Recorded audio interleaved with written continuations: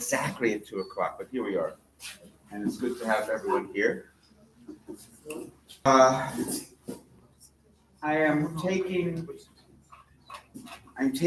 a moment of personal privilege as Secretary General of the International Peace Research Association and Chair of the Financial Advisory Committee of the International Fellowship of Reconciliation, the two major global coalitions, networks, fellowships that are putting together these weeks of activities to just do a little preface to this extraordinary panel we have before you. In some ways, my dear brother Moses and I, were there at some of the seeds of this conversation. I don't remember how many years ago in Bogota, Colombia, when this same gentleman here and our dear Moses had a public dialogue looking at some of these issues of transitional justice, of struggle, and how to bring about lasting just peace for all people in Bogota, Colombia, at the time of the War Resistance International forum that was held in that country, in that city some years ago. And we knew that with Moses going to Colombia, we wanted Colombia to come to Moses, or maybe it's to have Blas come to Juba. And so we wanted that to be part of this time together. But really, again, aside from that kind of personal and political coming together, it's also true that all four of the people up here, and I don't just see three, all four of the people up here mean something special to me, but also to us as a network, as the International Peace Research Association. And so I'm going to say just a second, and then I'm going to be quiet and hand off to them and to all of us, because I hear they want it to be interactive, and we have some time. There's nothing else after this today, so we can take some time and then take some personal time getting to know one another after this before dinner. But it is true that as a global North organization centered in Europe, I tend to not like to give spotlights to those kinds of groups. We spend most of our work struggling to empower people from the global South, from Africa, from Latin America, from Asia Pacific, but there is something different about Catalan and about being one of those groups in the global North that is itself a colony and struggling in some ways around some of these issues of decolonization. So to have the International Catalan Institute for Peace be a central part of these weeks, and especially a central part of this panel, is a great joy. I didn't know much about that institute, but got to travel there and speak to them and with them. And that built on having their chief African expert, Oscar Mateos, here.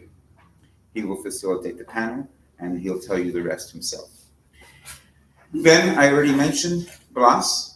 In addition to being a great Colombian activist, he serves as a Latin American-wide representative of Servicio Paz Justicia, Service for Peace and Justice, the organization founded by Nobel Peace Laureate Adolfo Pérez Esquivel. And of course, Adolfo is even older than me and has maybe grayer hair, but bringing a new generation of a radical nonviolent transformation to all of the countries of Latin America has been Blas's work, centered in Colombia, his own country, which has gone and is still undergoing such amazing struggles and transformations. I will say, not as a footnote, that my dear sister here, Sienna Mann, not only has been noted time and time again for her extraordinary translation and interpretation skills, but as I think you've come to learn, those of you who have met her, is an extraordinary frontline activist in Colombia with communities of immigrants, especially Latin American, Mexicano, etc. And then finally, it is interesting because I've heard things about this woman who I'm introducing last for a while. The first thing is, IPRA does exist, and I also heard that you have an IPRA as well. There's an IPRA here that's not the same IPRA, isn't it? Anyway, we do not exist too much in the world of the United Nations. We use that body a little bit, but there's one group that is a partner of IPRA most consistently. In part, it's because it has to do with our politics and the politics we want to especially assert in the coming period, but also in part because we have a shared matriarch, Betty Reardon, who's been mentioned before, was one of the key early members of IPRA and a founder of Peace Education. And she also founded this group, the Global Network for Women Peacebuilders. So when we looked at who GNWP had in South Sudan, we came upon this person who we heard of from other circumstances. Because even though today we're going to be Oscar, Betty, Blas, Sienna, I'm Matt, not so much doctors or whatever. In fact, the correct title is, from a protocol perspective, the Honorable Betty, I don't want to mess your middle name, but Ogwaro. And Betty, in addition to her position as a board member of the Global Network for Women Peacebuilders, has been involved in so many different things regionally and locally that if I read it out, it would take too much time. I'll just say she was the independent South Sudan's first Minister of Agriculture. She is still a parliamentarian and a key part of the South Sudan Women's Parliamentary Caucus. I could go on, but now let's take applause for all of them. Thank you for joining us. Oscar, the rest of you, it's all yours. Thank you very much for this presentation. As you said, my idea is to facilitate and contextualize a little bit like this roundtable that revolves around the issue of transitional justice. We thought that's a key and a strategic aspect to be discussed because it involves like those processes that have to do with the very important fostering of truth, memory as key aspects for reconciliation of one like particular society that was ravaged by war. I will not take much time because I think the two focal like presentations have to do with the one like last and afterwards with Betty. So let me just contextualize as someone that from the Global North has been working actively, always trying to work from a bottom-up perspective, so always taking into consideration the voices of those that are marginalized in these processes as the first like priority. But I was working basically in transitional justice processes in Sierra Leone, in which I was living for a couple of years, and I was working with my colleagues of the University of Sierra Leone that maybe some of you know. I was in the Peace and Conflict Department for 2 years with Memunatu Prat, who is now the Minister of Tourism in Sierra Leone, Desmond Williams, and other very good colleagues that we are still like in touch. So I'll try to bring some aspects that might contextualize like this particular like topic. And now I realize that you are translating, Stina, so sorry if I'm very quick. We have to be very patient because we will try to speak this way in order for Sienna to translate like properly. But I just wanted to contextualize some very general aspects that at the end want to broad and to suggest some problems that transitional justice like processes face and some dilemmas that are under high discussion for trying to reflect from the Colombian process and from the South Sudanese process some ideas, some lessons learned, some challenges ahead. I think both processes are very interesting and very relevant. In the Colombian case, because probably has been one of the most hectic cases in which civil society has had a very prominent role in fostering the process of truth and memory, and also South Sudan, because it's one of the contexts that has been like most ravaged also by violence in the last decades, and it has and faces many challenges in terms of truth, memory, and reconciliation. You all know what transitional justice is, but basically we have to think that transitional justice started as an academic debate in the 80s about the need in those countries, especially affected by dictatorships in Europe, Eastern Europe, and also South America, to bring those human rights violations that were committed to this time and to make sure or to ensure like reparations and truth to those people that were affected as victims from all these processes.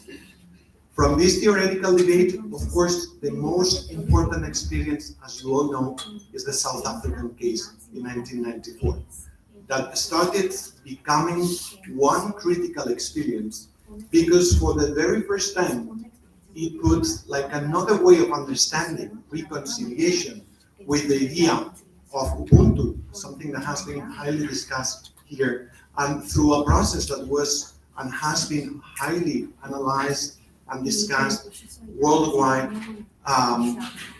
which is based on the idea of granting like pardon through the possibility of explaining the truth and what happened.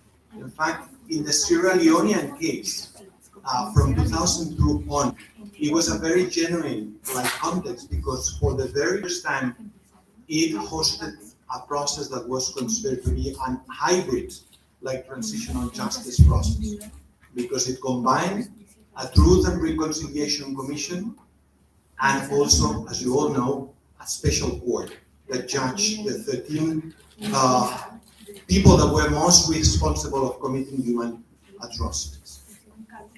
The Sierra Leonean case has involved a very also intensive discussion about two models that somehow were confronted because Sierra Leone faced very important levels of tension while these two initiatives, the Truth and Reconciliation Commission, the TRC, and the Special Court were developed. It was considered that TRCs were representing more, let's put it this way, an African model, much more based on restorative justice, with the idea of putting at the forefront the idea of reparation through forgiveness, whereas the Special Court was a very politicized exercise, especially in nations that wanted to fight against the possibility of impunity, not just in Sierra Leone, but in Africa as a whole. That's why, in parallel, they developed this mechanism with international judges that judged 13 persons for committing human rights atrocities, being one of them, as you all know, Charles Taylor, who he was condemned to 40 years in jail in The Hague. I have time to develop most of the aspects that have to do with combination of these two processes, like punitive justice. And since then on, we have witnessed different processes all over the continent and all over the world about experiences that have considered to put at the forefront more the restorative justice idea, and others that have tried to privilege the punitive justice model. And some of them have also combined both models, becoming very controversial because in the case of Sierra Leone, at the end, the TRC, as you probably know, blamed the Special Court for not letting most of the testimonies that were going to declare in the TRC, these two happened because they were afraid of the possibility of the Special Court of bringing them to justice. Also, the civil society organizations in Sierra Leone blamed the international community because they thought that at the end, most of the international resources were invested in the Special Court, whereas the TRC was practically financed with very few resources. I think one of the things that we need to understand in most of these processes is that the transitional justice issue has been included in most of international interventions.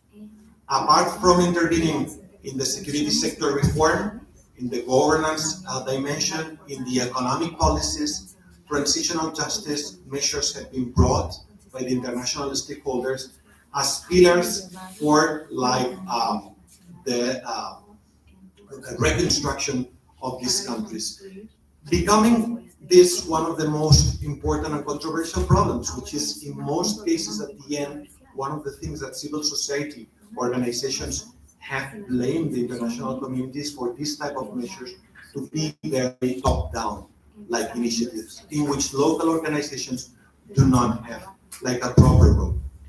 Let me just pause, and I will give the word to Blas. First of all, 5 or 6 important problems and dilemmas that these particular initiatives are facing right now. The first problem has to do with this top-down dynamic that is involving most of these initiatives. In many countries, international stakeholders are the ones that are basically fostering with their resources the dynamics that these both sometimes TRCs and special courts have to be featured. Sometimes, in some cases, political elites are also involved, but in most cases, civil society organizations, local organizations, are not really involved directly in the process of setting the mechanisms that can contribute to understand how truth is constructed after war, after violence in one particular society, or how mechanisms of reparation are also set. So in most cases, is an international-led instrument or an elite-centric instrument, being blamed by the local civil society organizations for most of the times not being properly included. I think another important aspect that we need to understand is that truth is a sensitive aspect. Truth cannot be something that is provided by someone. Truth is constructed from very different experiences and perspectives that have suffered the same particular traumatic episode. And one of the things that is under scrutiny about TRCs is to what extent knowledge production, the production of truth, most of the times is also marginalizing some voices, some views, and some stories about what happened in this country, and that are key and fundamental for the reconciliation of these places. A fourth important aspect is also that in most of these cases, when we talk about judging or not avoiding impunity, in most cases, international responsibilities are not properly judged. It's just a process in which local, of course, engagements and responsibilities are scrutinized. But most of the times, the role of transnational corporations, the role of some international stakeholders that have had a very prominent role in feeding and fostering the dynamics of violence in the country are put aside from this process of knowing the truth. Couple of more important aspects. Another aspect that we are observing from the analysis about transitional justice processes is that the international post-conflict operation, mainly led by the UN, tend to standardize this type of experiences. So they tend to copy-paste one experience from another without really taking into consideration the real local specificities or local voices or local views that are absolutely key to understand or to help the successful process of these initiatives. And finally, and I think this is quite clear with the South African case, in most of these cases we talk about punitive justice, that the concept of distributive justice from a more economic point of view in most of this process is not properly considered. So what we see in most of these transitional justice processes, especially those that have opted for doing punitive measures, is that they judge human rights violations, but they do not really contribute to address the root causes of the conflict. In most of the cases have to do with economic issues of redistribution, of recognition, so on and so forth. So with this context, with this short contextualization that I wanted to know, I would like to open the floor for the experiences from Colombia and South Sudan to try to learn how these processes were particularly developed, which were the main constraints that they faced, and which are the main lessons learned that can be helpful also in the case of Colombia, which I think is very genuine and quite successful in many senses. Of course, it has many constraints. It can be also helpful for the South Sudanese process to learn and to understand some issues in which especially the civil society organizations have been especially involved in the last decades in Colombia. So I will open the floor first of all to Blas. Thank you for being here from SERPAJ. I think the Colombian process has been a very fascinating process that probably also show us the important leadership that local civil society organizations have been playing in this particular context. So you have 20-30 minutes to explain a little bit the experience of the Colombian case, and then we will move to the South Sudanese. Thank you.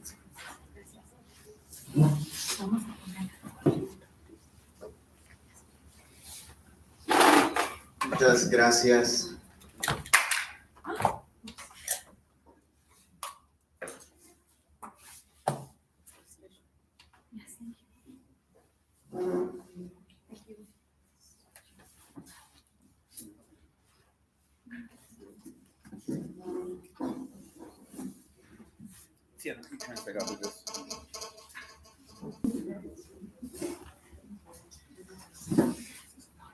Gracias por este espacio.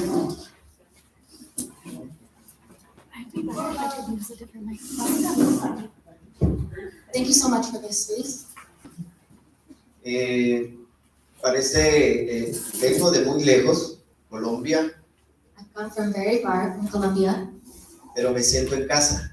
but I really feel at home.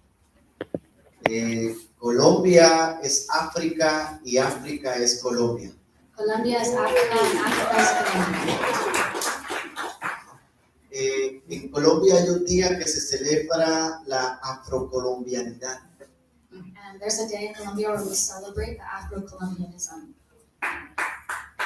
Y celebramos toda la historia de África en Colombia y todo lo que representa para nosotros África. And we celebrate the history of Africa in Colombia and everything that Africa represents. Por eso venir aquí es venir a mis orígenes también. So coming here for me is also coming back to my roots. Y de verdad que el aplauso también es para ustedes. And the applause is also for you.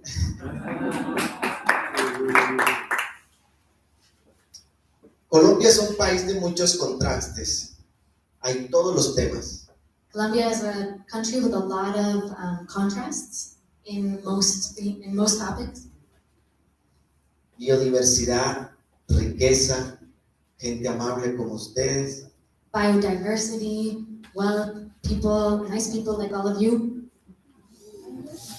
Pero está el conflicto armado y social que cada día es más complejo. But we also have an armed and social conflict that is more complicated every day.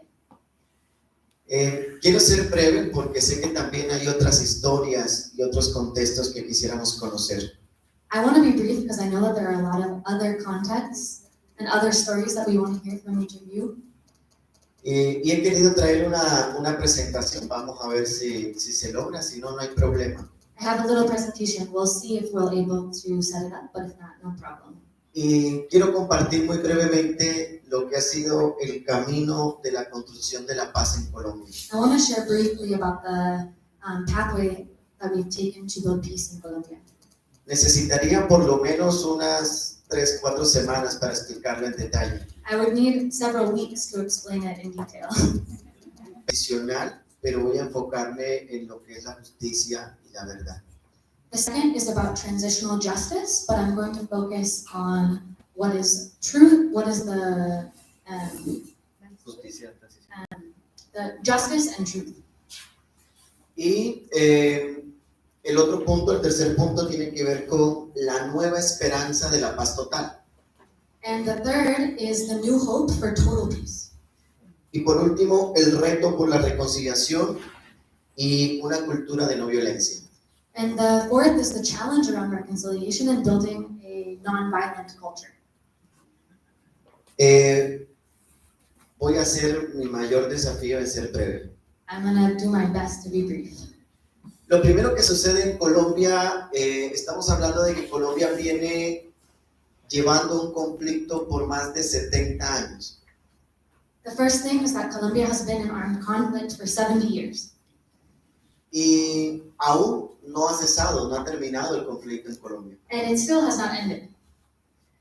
Lo primero que tenemos que tener en cuenta es que lo que se da en Colombia en sus inicios es un conflicto por la tierra. The first thing that we need to look at the root, is that it is a conflict about land. Una lucha por lograr una igualdad. En ese sentido, pues había una lucha de desigualdad. And that it is a struggle for equality, because there was an inequality. Frente a esas dos realidades surgen movimientos insurgentes, movimientos revolucionarios. In this context, revolutionary movement, insurgent movements arose. Y surgen estos movimientos para defender precisamente los intereses de los más vulnerables, de los empobrecidos, de los campesinos. And these struggles arose to defend the interests of the most vulnerable populations, the poor, the disenfranchised. Y luego de esto surge el narcotráfico y ciertas actividades ilegales. And then we see the arisal of the narco trafficking and Actividades ilegales. other illegal activities. Por ejemplo, la minería, es decir, la minería ilegal del oro, For example, illegal mining of gold, cómo sustraer de manera ilegal el petróleo. the illegal extraction of petroleum. Y esto entonces empieza a generar un olvido frente a lo que era la lucha por la desigualdad y la tierra. And this also caused us to forget the original struggle that was the struggle for land. Y se empiezan a generar disputas para el control territorial. And a lot of conflict arise around the control of territory. Y empieza a olvidarse esa lucha política y social. And some of the political and social struggle was forgotten. Y por el contrario empiezan a surgir movimientos o grupos criminales. And we see that there are more criminal groups that come into the struggle. Y en ese sentido empiezan a ver el secuestro, el narcotráfico y estos negocios ilegales como fuentes de financiación. We start to see greater conflict around kidnappings, narco trafficking as a way to finance the armed struggle itself. Aquí hay algunas cifras, solamente las quiero mencionar para que las podamos tener y poder poner un poco más en contexto, sin olvidar que estas cifras son seres humanos y personas. I'm going to share some data just to give some context, but let's not forget that these numbers represent human lives. En Colombia, en los registros, se tiene que al interior del país han habido más de 7 millones de personas desplazadas por el conflicto armado. Within Colombia, there have been more than 7 million internally displaced peoples. Más de 450,000 personas han muerto en este conflicto armado. More than 450,000 people have died in the armed conflict. Se registran más de 121,000 personas desaparecidas. And 121,000 disappeared people. Más de 50,000 personas secuestradas. More than 50,000 people kidnapped. Y se estima que un promedio de unos 16,000 niños y niñas reclutados por grupos al margen de la ley. And It's estimated that about 16,000 young children, boys and girls, have been recruited into armed groups. Vemos que las cifras lamentablemente no son las mejores. These statistics aren't the best.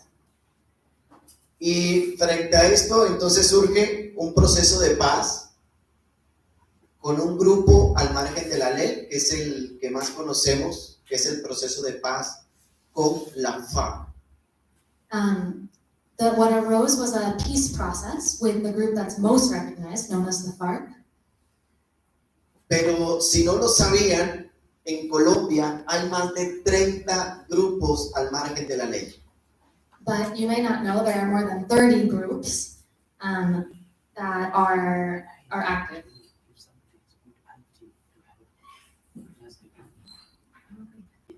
Is anyone good at IT to come help us with the PowerPoint? Yes, please. Anybody good at IT? Yeah, it's just not connecting. Don't know why. It's okay? Yeah, Yeah, fine. Okay, then we. Okay, then. Sorry. Ahora les puedo ver mejor a ustedes. Okay. Now I can see you all better. Entonces, les decía que el proceso de paz que se firma en Colombia fue con un grupo armado. So the process, the peace accords that was signed in Colombia was only with one of the armed groups. Falta organizar 29 procesos de paz más. So we still need to organize 29 more peace processes. Sin embargo, ha sido un proceso de paz que ha reducido en gran manera los secuestros, los homicidios. But still, this peace process has reduced to a great effect the kidnappings and the killings. Y a partir de este proceso de paz se generan entonces todo un proceso de establecer mecanismos en la justicia transicional. And through this peace process, we see the establishment of mechanisms for transitional justice. Sabemos todos que para que haya un verdadero proceso de reconciliación en cualquier conflicto, We know that for any true reconciliation in a conflict, deben haber 4 elementos básicos: there have to be 4 basic elements: verdad, truth, justicia, justice, reparación reparation, y garantías de no repetición. and guarantees that it will not be repeated. Pero cuán complicado es hablar de verdad. But it's very complicated to speak about truth.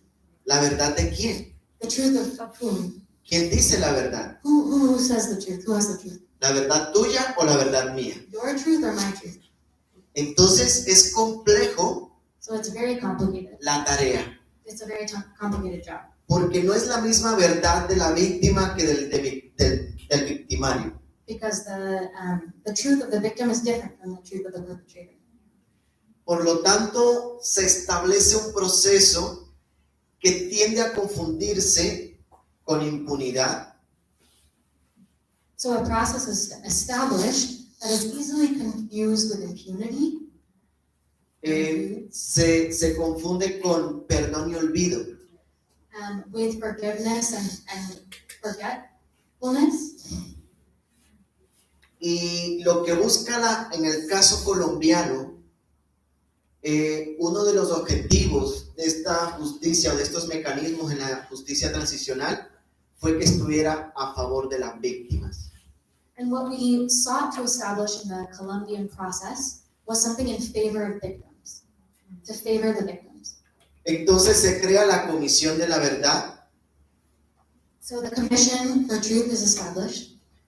se crea la JEP, que es la Jurisdicción Especial para la Paz. And also the HIP, which is the judicial, Jurisdicción Especial para la Paz. okay, like a special jury for peace. Y está también la unidad de búsqueda. And also the search parties, the looking for disappeared peoples. Quizás se está trabajando mucho en el tema de la verdad. Ya la Comisión de la Verdad terminó la tarea de establecer los los temas macro frente al conflicto armado. So the Commission has looked at and established some of the major themes in relation to the armed conflict. Y por su parte, la JEP, la Jurisdicción Especial para la Paz, ha vinculado no solo a la FARC, sino a otros actores del conflicto armado. And in some ways, the process has been able to connect the FARC as well as some of the other armed groups. Vale la pena, como puntos importantes dentro de la Comisión de la Verdad, les decía hace un rato que el primer objetivo es que está establecida como prioridad hacia las víctimas. It's really important to emphasize that one of the objectives in the Commission in Colombia was to prioritize victims. Se ha establecido con diferentes enfoques: enfoque de género, enfoque de niños, enfoque de mujeres. And it was also established with several different focuses on gender, on kids, on women. Es decir, que ha sido una comisión que ha sido amplia y diversa, donde todos los actores han podido participar y dar su versión.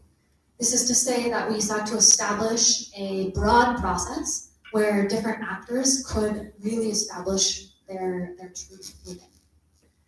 Esta comisión también ha intentado dar o brindar herramientas para comprender el verdadero trasfondo del conflicto armado.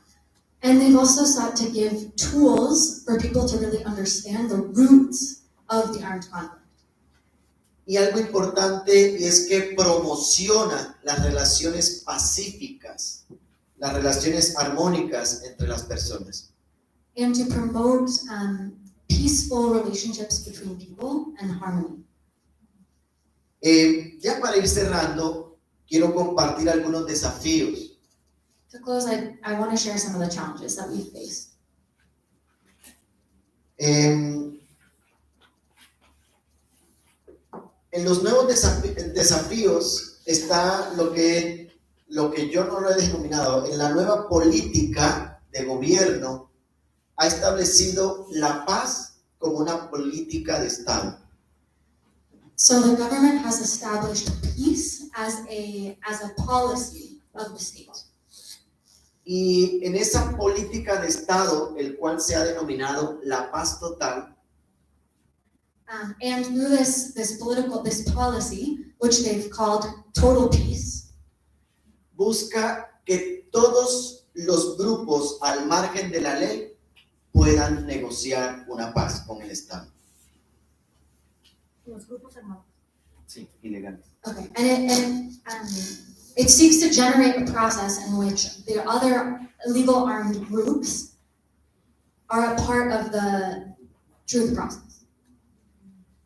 Y cuando se hace la negociación con la FARC, hubo muchos de estos grupos que no se desmovilizaron y que volvieron a tomar las armas. Esta paz total les abre nuevamente la oportunidad para que vuelvan a las negociaciones. When the FARC engaged in the peace process, there were other armed groups that did not demobilize, but continued to rearm themselves. So this encouragement of total peace actually opens a space for those groups to come forward to negotiate. En ese sentido, la sociedad civil ha sido un elemento fundamental. So we see that civil society has been fundamental. Y precisamente un reto de la reconciliación es trasladar la paz a todos los escenarios de la sociedad. And one of our challenges has been translating or reaching through the peace process all the different levels of society. Por eso desde el SERPAJ en América Latina trabajamos sobre una campaña que define lo siguiente.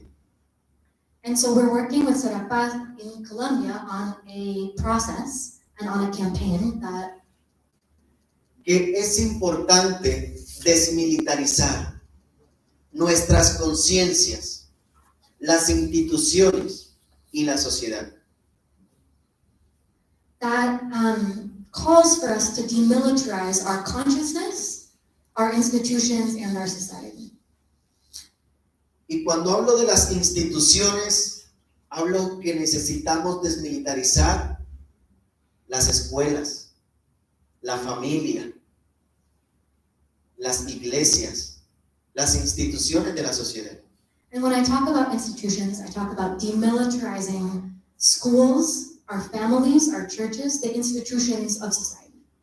Porque hablamos de paz, hablamos de resolución de conflicto y seguimos con una cultura violenta en las iglesias, en las familias, en las escuelas. But we talk about peace and we talk about conflict resolution, but we still have violent cultures that we see through our churches, through our families, through our schools.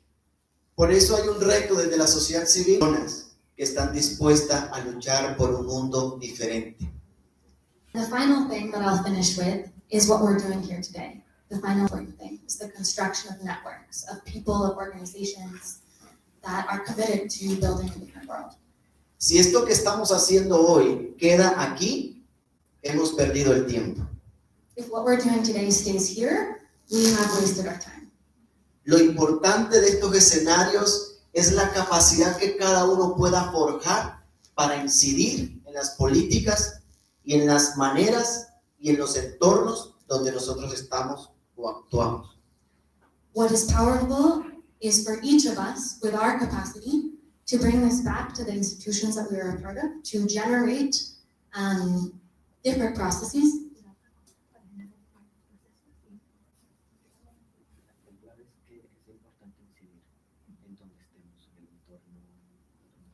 Within the context where each of us are coming from, is to generate these processes. Entonces, en Colombia hemos entendido que los procesos sociales nos deben llevar a la incidencia pública y política. In Colombia, we have understood that these processes, these points of interaction, should be taken into the public sphere. Cada proceso que hacemos con los niños, con las mujeres, con los campesinos, con los afro o negros. Every single process with women, with youth, with Afros, Afro-Colombians, Black Colombians, debe incidir. Oscar, ¿cómo traduce incidir? Okay. should be a space for advocacy, should advocate. Okay, gracias. De verdad que muchas gracias por permitirme compartir este tiempo con ustedes y estaré atento si hay alguna pregunta que también pueda seguir respondiendo. Thank you Muchas so much gracias. for your attention, for being here with me.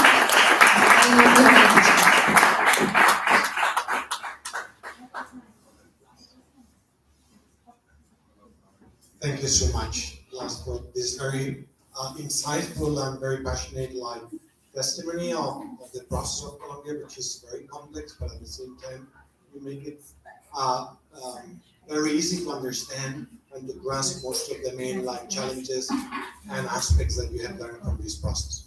Let me now give the word to Ms. Betty. I will not pronounce it well, I know.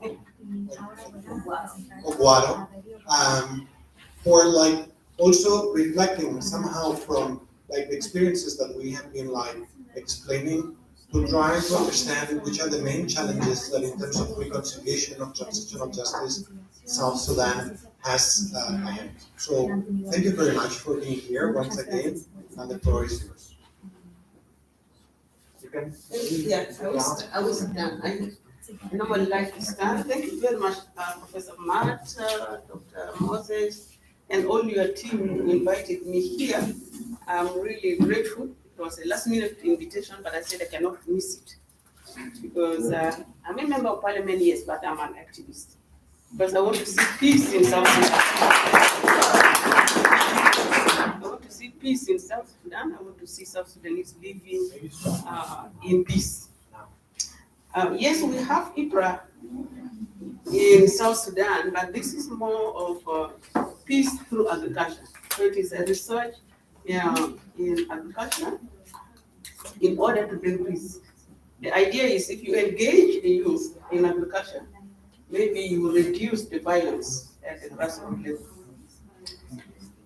I want to appreciate Colombia because South Sudan actually is still at the learning stage. We don't have a Truth and Reconciliation Commission. My colleagues from South Sudan here, I think you will agree with me. South Sudan has been in war since before I was born, at my grandparents' time, since 1955. South Sudan has been in war.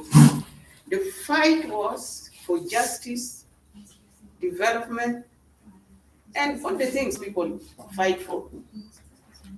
Because South Sudan was living in a country where there were actually two different communities, if I could call it.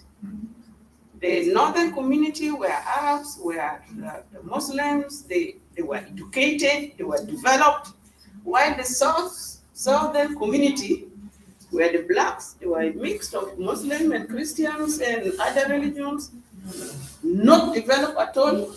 What you see here came after 2005. All these years, South Sudan had been in darkness.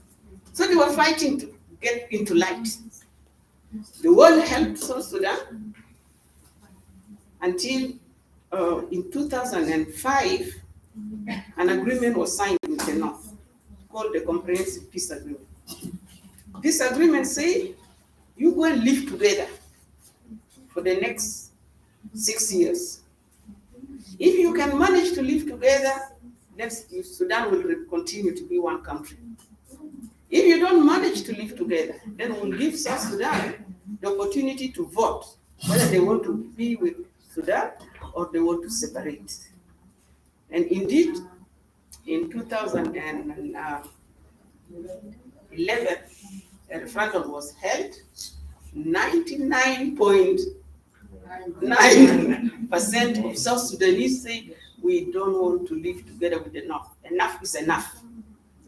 Everybody rejoiced. The world rejoiced because Southerners have decided. South Sudanese rejoiced. The women came out in masses. Actually, the majority of the votes were from the women. Because the women said, we are tired. We are being raped. Our children are dying. We give birth on the street. Even our children are being killed as we give birth. So they came out and voted. And we thought, yes, peace has come. But peace did not come. And I'm talking now, peace has not come in South Sudan. There's partial peace, very partial, but peace has not come. Again, the IGAD brought two major warring parties together to sign a peace agreement. You decided that you will break from Khartoum because there was injustice, there was all this, and yet you are doing it to yourself now. So the two parties came back together in 2018, was it? Or 16 first. 18 was the revitalized. And they signed an agreement. It didn't work. They couldn't even agree to sit together one day. So how can South Sudanese be in peace? While at the village level, the youth were still being mobilized to fight. But they were not fighting like the Colombian says, they were fighting for the rights of the people. Our youth were fighting for the rights of their leaders. Our youth were fighting to keep those leaders in their positions. So it moved from fighting for the nation to a tribal fight. You see? Now, in 2018, the IGAD said, okay, so let's revitalize this peace agreement. But at that time, more and more insurgents now broke out in South Sudan. There were over, I don't know how many. So when they went to Addis again to negotiate, there were like 27 parties who decided, okay, we are non-violent, but we also want our peace. So the revitalized peace agreement was signed, and included in the revitalized peace agreement that there should be a Truth and Reconciliation Commission. But up to now, I'm talking, they cannot agree to form that commission. Last 2 months, the government was talking, okay, now we will do create the hybrid court, the parliament should pass. The parliament has already passed the resolution. But what is the problem really in South Sudan? South Sudan is a very rich country. It has a lot of resources. It would not even need aids from outside if these resources could be utilized properly. It will develop itself and everybody will live happily. But I think we are very selfish people. You agree with me, South Sudanese? We are very selfish. When we become leaders, we begin to look inward and not at the nation. You see, when you are not a leader, you begin to say, no, this is not right. But the moment they become leaders, they don't look at the nation. They don't feel they are part and parcel of South Sudan. They begin to make a cocoon of themselves. So it is really, really difficult for South Sudanese to agree that let us have a truth and reconciliation. Yes, the Colombian person said, whose truth? Whose truth are you going to talk about? Truth of one group against the other? Truth of one person against, because everybody is denying that they have not committed the atrocities. Everybody is denying the atrocities. So whose truth are you going to collect? And then they don't feel that mobilizing the youth to fight, actually, it doesn't help them being in power. It helps them in being in power. But if you are ruling nobody, are you a ruler? You cannot be a ruler. But with that, now there's another, because we have the political disagreement, there's the social disagreement, but I want to say that we have this Catalan raiding, which is becoming a master of South Sudanese. How do you call it? War, conflict? Because the major conflict is now the youth raiding cattle among themselves and killing themselves. They are no longer fighting for that leader whom they wanted to fight for in the beginning. They are now fighting for themselves. And every cattle herder now accumulated guns, all sorts of guns, from the basic small arm to very complicated arms. Even the military is saying some of the arms they don't have. And yet it's in the hands of the cattle raiders, in the hands of the youth. So now, how can South Sudan come out of that? How can South Sudan come out of that? I was recently in Akobo, and I was talking to the youth. I said, Akobo youth, one of the areas of conflict is among you people. You raid Morle, you raid yourselves, you raid Dinkas, you raid. Why don't you stop this raiding? Be comfortable with the animals you have. Hand back the guns to the government, and you be peaceful. Then one of them said, "You are talking to us as who?" I said, "I'm talking to you as a South Sudanese. I'm talking to you as a leader. I'm talking to you as Betty." They say, "No. Women don't talk to us. Women don't have soul," they say. "Women don't have soul, so women cannot talk to us." I said, "Are you sure?" He said, "Yes." And he turned his back. And I was teaching here, he was turning his back. And I said, "Okay." I turned the training into mind matters. So we started looking at the mind. What is the mind? What makes the mind what it is? When we went through, he turned back and said, "You know what? What you have said is really true. It's about mindset. Our mind is set up, we must raid. If we don't raid, we are not men enough." You see? And he said, "From now on, I'm going to tell my colleagues, my peers, that we should change our minds from raiding." We really need, there are a lot of complicated issues in South Sudan.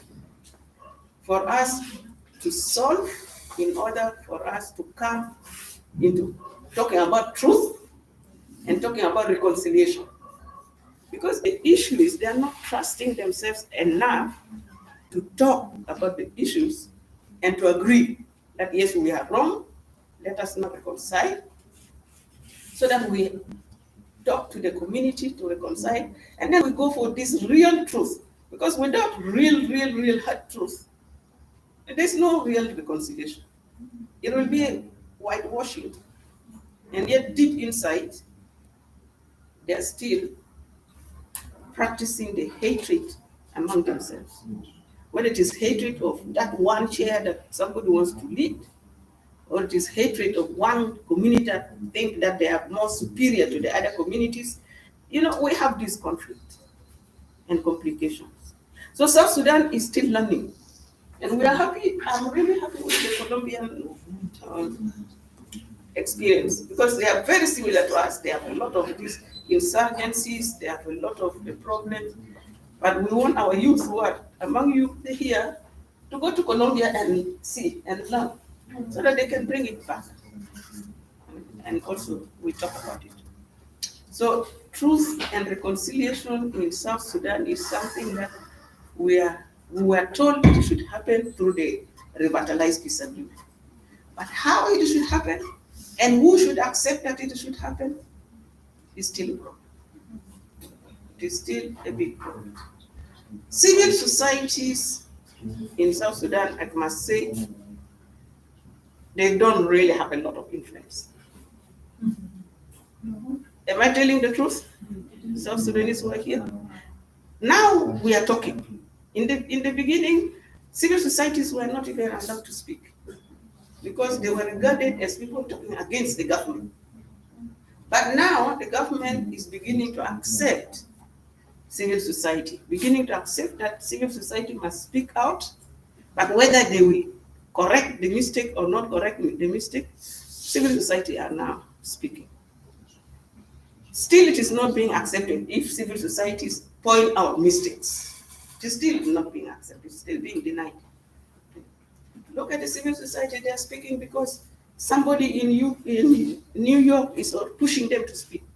No, these people are seeing the realities and they are speaking. So I would say South Sudan still have a long way to go. South Sudanese youth particularly have a big role to play if we are going to change, if we are going to really have this truth or reconciliation to happen. Because it is then to start to stop violence first. And then the other people, they don't fight. They use you to fight. That is what I was telling the Akobo youth. They use you to fight. They don't fight. It is you who are dying. The children are abroad having good education. So why don't you see this? Why don't you see that you must develop yourself, have schools in your area, go to school, have clean water, instead of the women drinking or bringing water from dirty wells, and also live happy like them. These animals you have as resources, sell some of them and build yourself happy homes, instead of keeping numbers. And instead of keeping numbers for those who are working in town, because some of them are the animals for the people in town. But it is a culture that you must have them. So you have to use the people at home, in the villages, to have them. The other things about truth and reconciliation is, apart from accepting that it has happened, which, as I said, it is very difficult to accept whose truth. Which are the because there are four ways of having the truth and reconciliation. Either you have it by court, take people to court, they agree they have committed an offense, and they are punished. We still do not have that court in South Sudan. We have the court in the military. It was established after the women made noise. The women called the military and sat down with them and pointed fingers. Then after that, we saw at least two court cases where people actually, it was about rape, where the soldiers who raped were taken to court. And those who were found guilty were punished. Those who didn't have enough evidence were released. 2 times it happened. But we haven't got the court that other unrests can be taken to. We had one very ugly case about 2 months ago in Warab, where the governor ordered. There was a fight between what they call the opposition and maybe the government opposition. The opposition killed the commissioner and some other people. Then the governor ordered that is an eye for an eye. They arrested the opposition leaders and shot them in public and burnt the leader alive. Yeah, he was burnt alive. Do we call that the truth?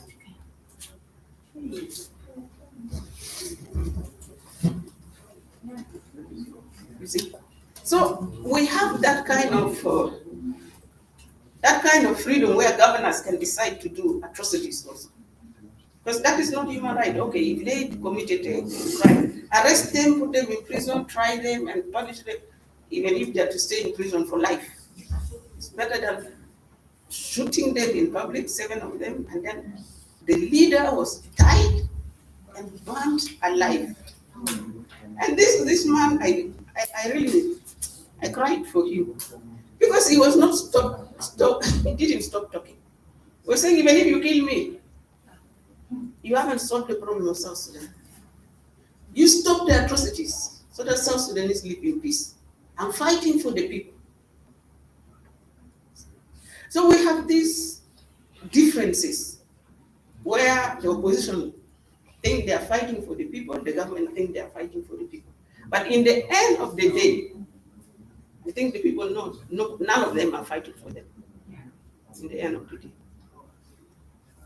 So I wanted to make this more interactive than me just talking. I think I've seen some very familiar faces here.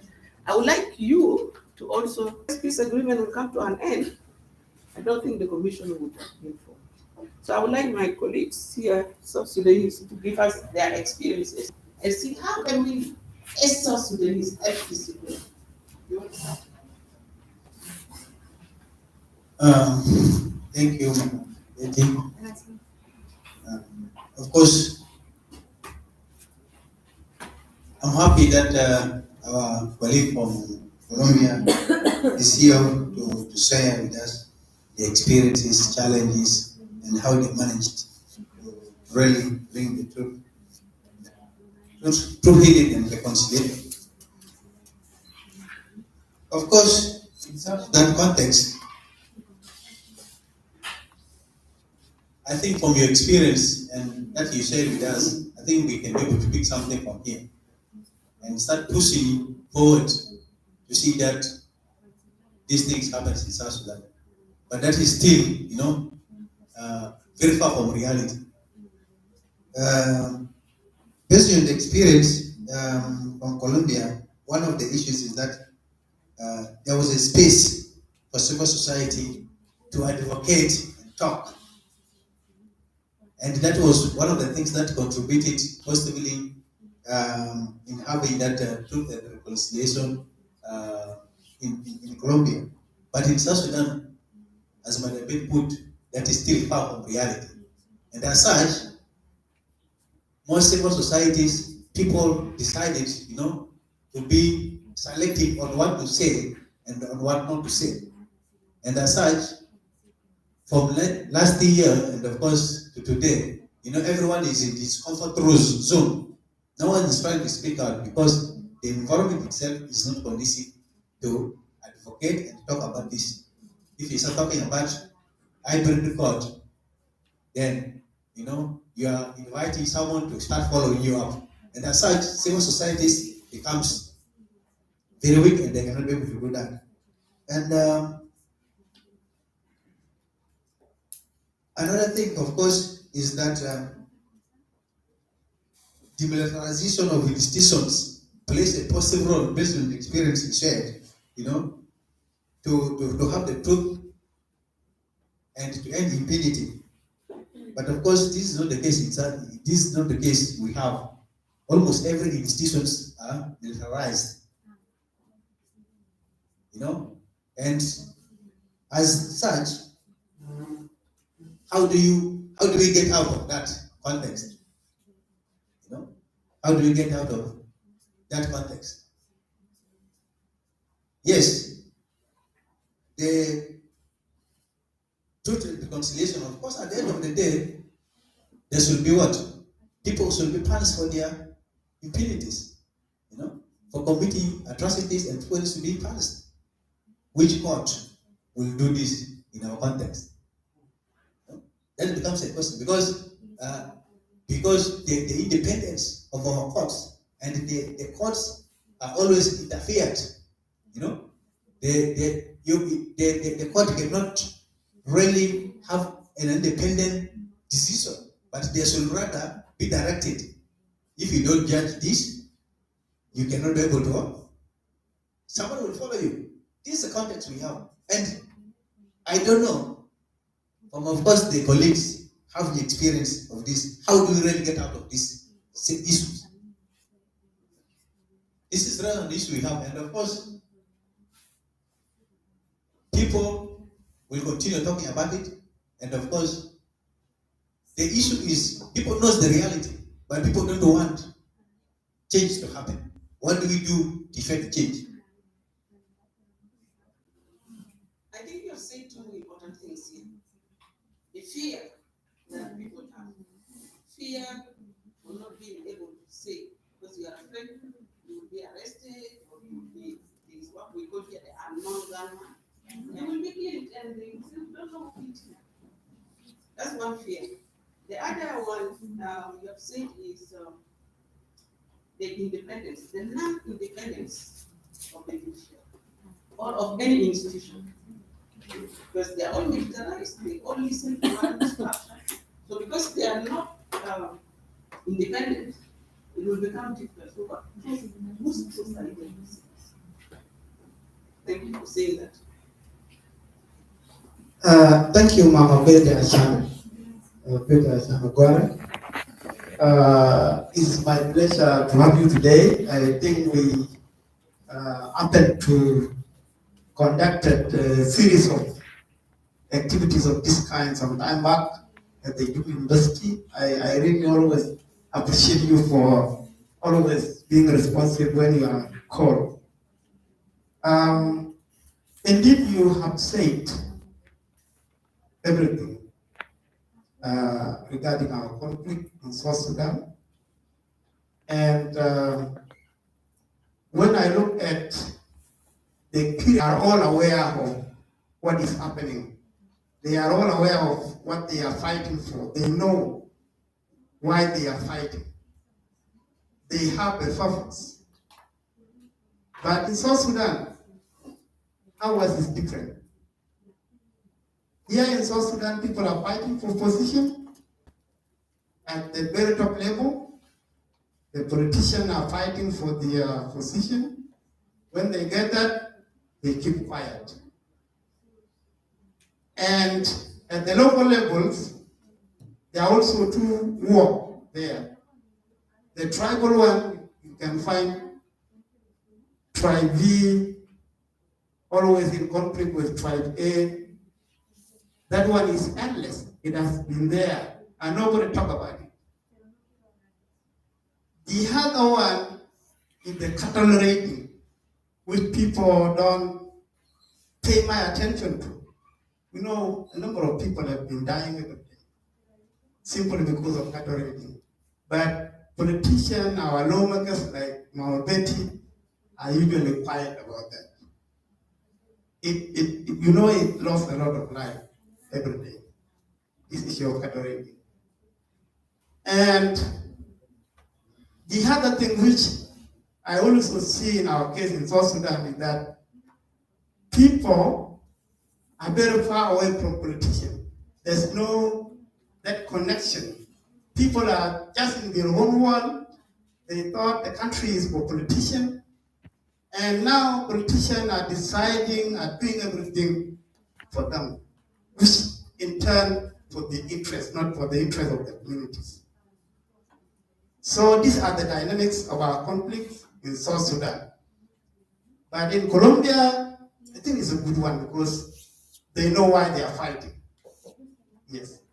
And when you come to truth and reconciliation, I don't think it's going to happen because the leaders, our leaders, are implicated. They are there in those atrocities. They know, like they usually tell people that you cannot bring a rope and tie it on your neck. You know, constituting this institution is like making them hang themselves. So they are not going to accept it. And it's not going to happen. And that guy who was burned alive was my colleague in the school in 2000. We were in the same school. So it was actually something that cannot happen in a country where there's a law. Yes, if you kill, if you are implicated in criminal activities, you can be taken to court, and the court will decide whether you are going to be hanged, life imprisonment, and etc. But in our case, in South Sudan, it's not like that. It's not actually in Unity State alone, but elsewhere.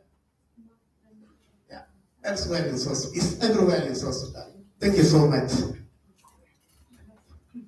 Thank you so much. You raised so many valuable issues. Why South Sudan conflict will be difficult to manage or to fight in a short time, because there are layers of the conflict. The layer of the government fighting for positions, the layer of the community fighting each other, and the layer of resources at the community level, the cattle raiding. And then you also raise the issue of law are passed, but law are not implemented and not respected. So who is going to punish the people who do not respect the law? So this is also a very important message, because if the leaders who pass the law, assent this law into law, do not accept to punish the people who go wrong, then it means you open the door for people to misbehave. So truth, reconciliation is going to be a long way. So my sister. Thank you so much. My comment is the positive side about what I've experienced or what I've seen in South Sudan. Yes, we have youths that are really catered from each other from different communities. But you know, the South Sudanese youth, after they realize that the politicians or the leaders are not for the people, but they're for themselves, so they decide to come together as well. You know, the youth decide to unite themselves and have one voice actually. And now most of South Sudanese youth, they've put aside the difference of tribalism. It wasn't like before, whereby they were based on tribal, but now they're based as South Sudanese youth because they've identified a common ground. They've identified the problem that is affecting all of them. And nowadays they're using a lot of nonviolent action and tactics, like the protest, the sitting, the blockade, and we can see that actually it is working and it is having a great impact in South Sudan. Thank you. Thank you so much. Maybe your experience is in one area which can be replicated to other youth. Yeah, but there's improvement. But this slight improvement. Yeah, there's like slight, very slight. However, I think the youth are still now massacring themselves.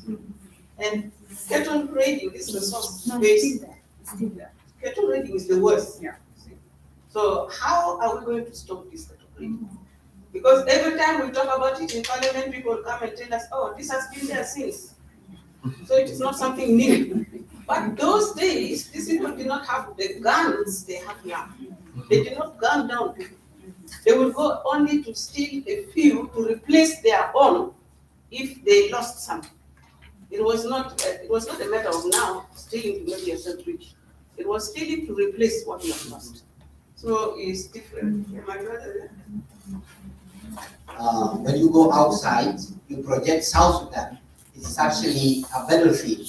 But of course, when you come here, you find there are some places that you can meet people, you can see cultures, you can see nice people and reflect. So thank you very much to the institutions that organize this.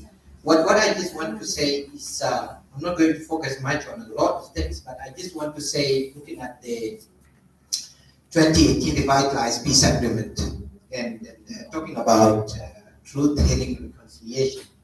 And I just want to say that, talking about establishing, truth and reconciliation is one of the most challenging things, in South Sudan, because, there is no political will that is really in place as we speak. Of course, my colleague already mentioned before some statement that, they say, you can't put a rope on your neck if you know it's going to stand on you. So now we have moved away from the law. So we see that one of the main issue is a political will. How do we turn those political will and the law to address the real issues? Two is that civil society space has shrunk since 2018. It is dying until lately during the COVID period to 2001. 2001, we all know the uprising that has led to, making sure even a small community, 1 to 2, 3, 5 people, cannot be allowed with a letter from the national security. We all know we can't meet anymore. We can't talk anymore. So it is true that civil society role is very crucial here, but it is dying every day on the expense of the elites. So it is true that the role of the civil society is crucial, and of course we need to stand up as civil society and stand with members of parliament, who of course are the hope of this country today. Unfortunately, as we speak, Honorable Betty, we don't see any progress. Of course, I do understand the country is going through a transitional constitutional making process, but still we continue to see issues that needs to be focused on, issues of child abduction, rape. We don't see committees within the parliament coming out with positions, papers about these issues concerning their people. So we continue to see and hope that the parliament is going to perform. We are also happy that the government is paying close attention to the parliament these days, because recently the government has been approving package, to support members of parliament. It has been a misery over the years that our members of parliament never get incentives, and we hope that these resources doesn't bribe them to keep silent. We hope that these resources give them energy even to look more beyond, what is in the classes. Everywhere there are classes. So if you are poor and you have a gun, you go and rob the rich. Okay, you go and rob those who have more cows, and that way it becomes dirty. So, and of course that way it is being hijacked by our politicians so that they are popular. So you realize that what you have tackled is the reality, and issues of ethnic violence is really killing our children, is killing our elders, is killing our women. Women are being raped, children are being abducted across a long terrain. Many of them die in the bushes, and cows are taken, goats, and all that. So it's posed as serious, because that forms the structure of this country. So I strongly believe that the current parliament will focus on this than believing, it has been there for centuries, and then so what? Leaders should fix this. Okay? The other thing that I see in young people is ignorance. There is high illiteracy. And Honorable had echoed before. Most young people are not educated, and most of them, completely resort to those illegal activities. They have nothing much. And when you look at the other side of having a system or a government extending programs like capacity development, training them on those skills that will help them to do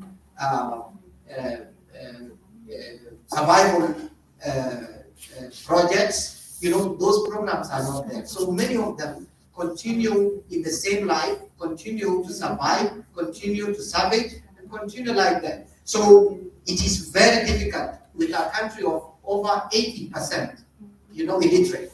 So lastly, and of course, ignorant leads. Also, another thing is trauma. Trauma is also a big issue, the mindset issue which you mentioned before. And of course now we are in trouble having a country with everybody with guns. How do we move forward? So the challenge is to those who are here, who had the opportunity and who are South Sudanese.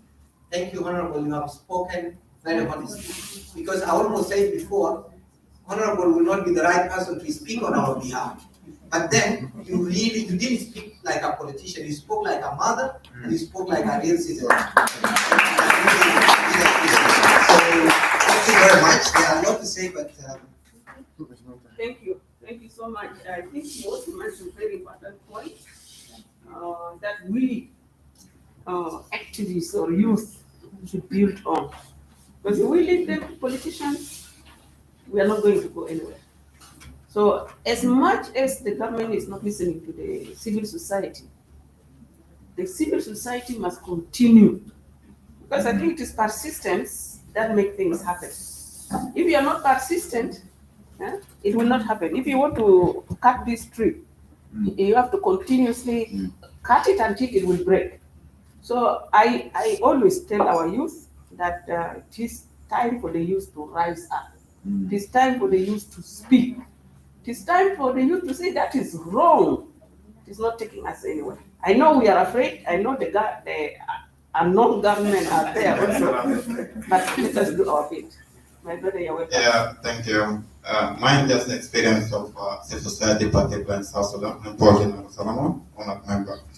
Let me just summarize, when the CPA was signed in 2005, ONATES and National NGO, particularly in Sudan, have actually started working in the area of the PJ, particularly with other partners in Sudan, starting development the manual and also creating awareness within the people in in Sudan. After 2011, when South Sudan got independent, also the same thing, ONATES was actually the champion, particularly in the area of the transitional justice in South Sudan.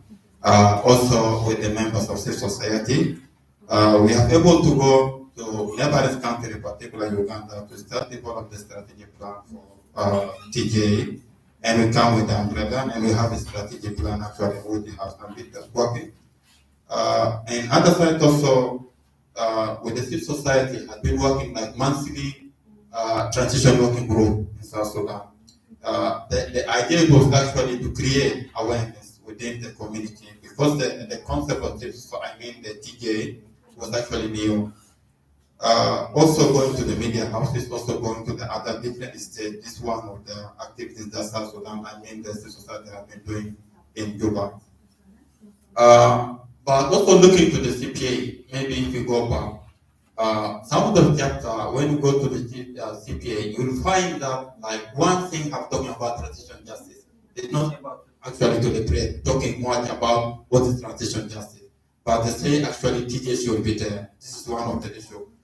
The other point, like if you look to the agreement that we have able to sign after the incident of 2013, we have able just to select some of the chapter. Like the chapter of the TJ, it was actually, let me say in other words, was actually forget. Maybe due to, as my brother mentioned, the fear. And even if we talk about the transitional justice, it's not about taking somebody to justice. It's okay. We have other different issues of the forgiveness and issue of the experience of the Kajaja court in Rwanda, and also experience of South Africa. This is one of the things. Looking to the context of the agreement itself, when we discuss, we'll find some of the perpetrators actually have been upgraded from the lower level to the top, like giving them the blanket immunity. We say, why should X should be upgraded from the perpetrator to honorable? This was the issue actually. And we discuss, they say, no, for the sake of the people, let us forget what happened. And let us give him space to progress. How is the feeling of the survivor? How this survivor feel if they see the perpetrator Now it's become the Minister of Justice. And it was actually concerned to the civil society as an issue. We believe the rule of law is the rule of law.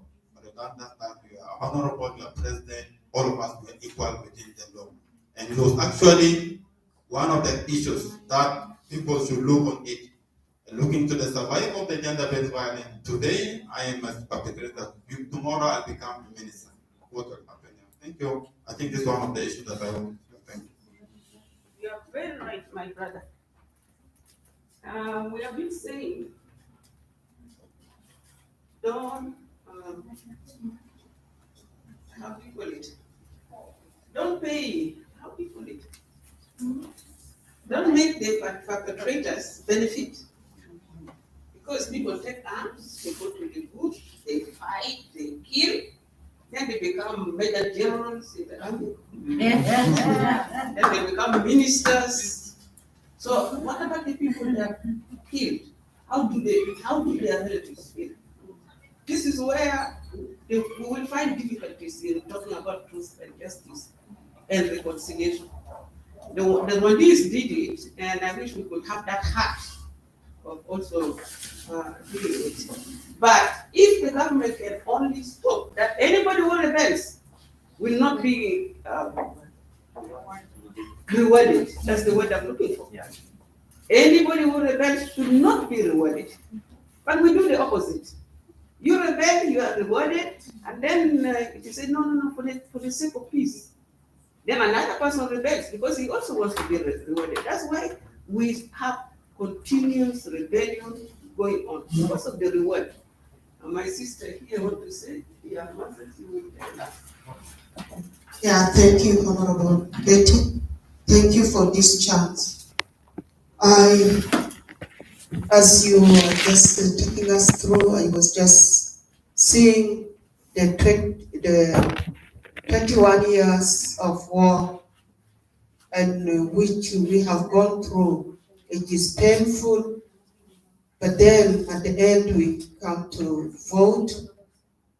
And after there, actually, I remember during the referendum, people are really happy. We thought that it would be beautiful after the referendum. But really it is painful. We have lost many people during 21 years.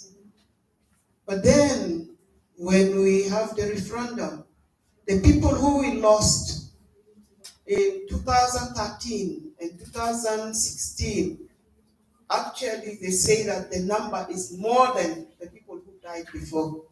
So it is really bad. And here, as we talk of peace, and I agree with her, the peace even now is not really being implemented. And because you see, there are many things. What is peace itself? I think peace has to start with myself. I have to feel that I have peace within myself, and I have peace with my brother or sister, with my neighbor. But if I don't feel that within me and with the person next to me, so it means that still there is something, there is a gap here. And we have talked of the women who have suffered, and it is true. Women have suffered a lot. And also, it may be even now some people will say that women are still being pushed down. But in reality, if you go even, it may be if we just take this part of place, we see that the women who are staying at home, and those are just dealing with the work at home, they are actually educated, but they have no chance. They have not given them a way, to have that platform. You present your papers and no one takes it because the person who is there, he will see your papers, it is a threat to him or to her. Then it was being left there just being. I'm just talking of reality because I've been here since 2011. But okay, yeah, I just stay. We have attended these conferences, especially with the social society. During the time when in Addis Ababa, we have been zoomed from here up to people that have not reached there, but we actually like spoke out and actually really spoke what it should be. But in most cases, at the grassroots level, your voices, whatever suggestion you bring up, it was not taken up. And I think that is the most important thing. Because the person who are at the grassroots, who is there, is the one feeling the pain. And he's the one seeing it day to day. So then, if we need to have a peace, we have to have a bridge and we have to actually come together, not building a gap or making a walls, but we have to be together, working together at the grassroots, working together as all levels of the government. I'm saying that I know that there are women who are there, but still I may say that the women have got the heart which they can be able to preach with others, you know, as a mother, as a friend, and they are so easy, they can be able to preach. But that's why in most cases they are being put aside. Yeah, and I'm sure even in some places, in the offices, still your views are not taken serious. And that is where we still have like conflict, and how are we going to come out of it? So we have to put our heads together and to do. Thank you very much. Thank you so much. I think our time is coming to almost an end. I see Moses wants to speak and three other people want to comment. We can adopt. Oh, also here. Yeah. Also. Oh, okay. You will wrap up because you are a presenter. Okay.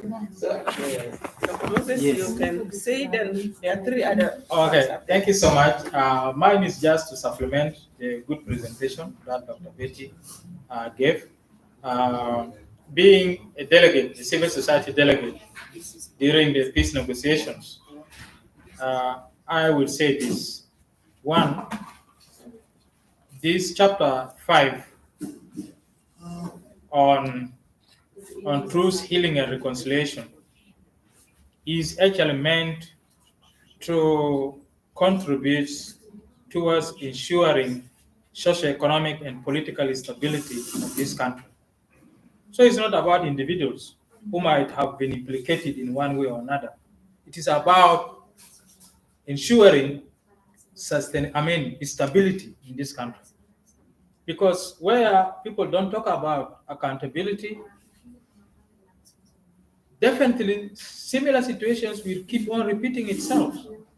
And we have examples of individual warlords who might have done similar things over 3 times. You see, as a country, I think we didn't vote for independence to get into this kind of situation. We voted for independence so that people can enjoy the peace dividends, feel proud in their own countries, so that we can also give and support other countries that have supported us for almost a century.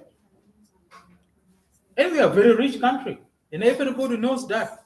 We are a very rich country. But till today, the people of South Sudan have not yet enjoyed the dividends of peace or even the dividends of independence for which they have voted overwhelmingly. Okay?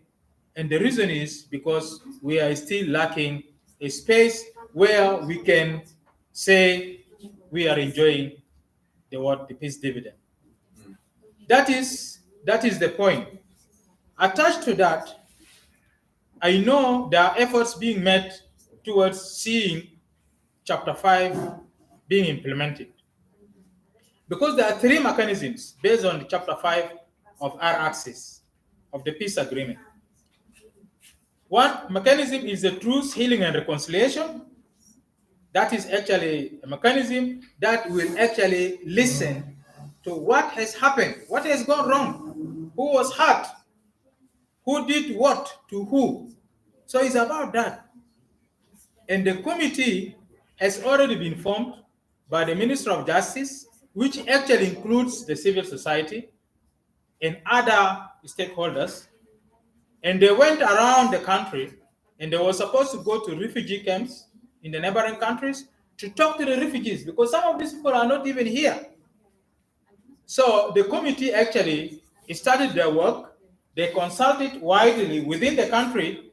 The consultation was simply on how do you want to see the process of truth, healing, and reconciliation in South Sudan to look like? How many members do you expect to be on that commission? What should be their roles and responsibilities? What powers should that commission have? So the consultation was actually around those issues. Now, the committee has done its work. They have already submitted the report to the presidency for consideration.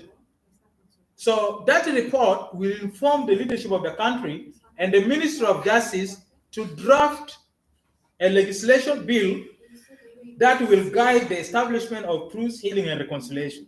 Because we need a law that will actually, based on the law, then the commission will be established. The second mechanism is the Commission for Reparation. It means those who will be found affected, there are mechanisms to help them actually to be compensated, okay? As communities, as individuals, or as regions that have suffered the most because of what? Because of the conflict. So that commission, they will focus more on what? Reparation. The third commission is the hybrid court for South Sudan. And that will answer the question of impunity. Do we trust our justice system? Somebody raised this question.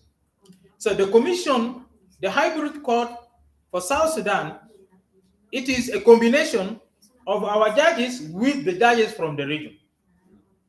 So in my view, that can be trusted. Okay, in my view, it can be trusted because it is a combination. It is a hybrid court. Okay, so they will work for a common interest of justice. Now, according to the peace agreement, the hybrid court for South Sudan will be established by the African Union in consultation with the government of the Republic of South Sudan. Now, the African Union would have established this court long time ago, and it is still not done. And we all know, said the Galhak, African Union is an institution of African governments. So you cannot see African Union different from other governments in the region. Okay? So you cannot actually blame the government, our government here, for not establishing the hybrid court for South Sudan. Because the agreement has not given them that power.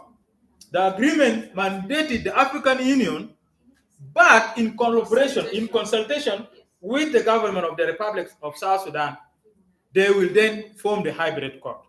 Now, these three mechanisms, if you have seen, they are supposed to work concurrently, because the Truth Healing, the Truth Commission will produce the information which the Reparation Commission will use, because it is from the truth that you will know who is a victim, who deserves what kind of reparation, you see?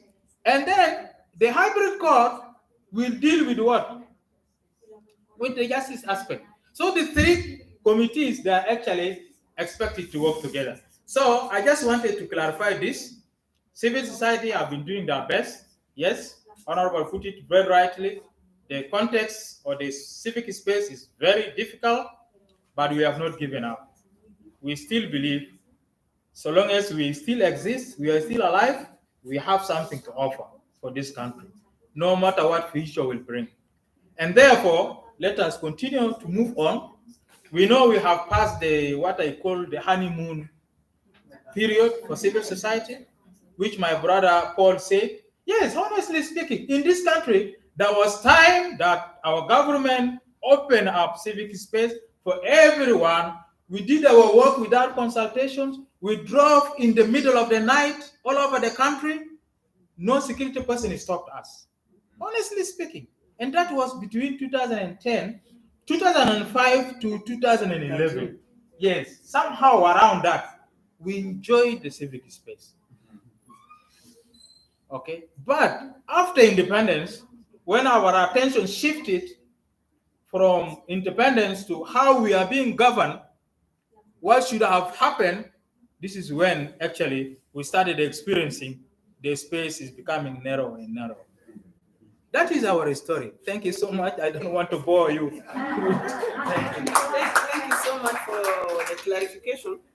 But I know that the government was being pressurized to collect the information on the truth, so that it's just like the national dialogue, which did a lot of work. In the end of the day, the government is sitting on it and it's not reacting.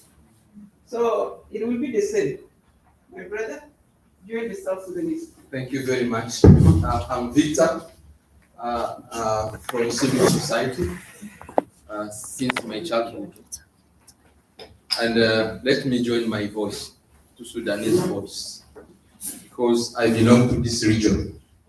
And South Sudan is not far. We are sharing the borders. And we are sharing also the history and even the language. Some of our tribe in the Jugu, they speak the language and they use Sudanese pounds. So the situation of my country is not far from the situation of South Sudan. Yes, my colleagues from civil society from Sudan have spoken a lot, but I'm going also to add a voice on what they didn't say. Now at international and sub-regional level. And it's all about truth. That truth is not only at national level, but it's also at sub-regional level, continental level, and international level. And the troubles we are facing and we are passing through since then, there is not only about us as Congolese and as South Sudanese. The problem we are facing has a lot of implication. An officer from UN in Goma told me, Victor, no war, no business. He was a guy from France and high position in MONUSCO. At that time, I was also working for them in Kinshasa as a gender consultant. He told us, no war, no business, and no MONUSCO, no job for all the international citizens who are here. Another truth is what? In our region, we have other countries who are deliberately destabilizing other countries so they can become powerful and rich countries. And those are the countries which are bringing sophisticated weapons which our governments don't have.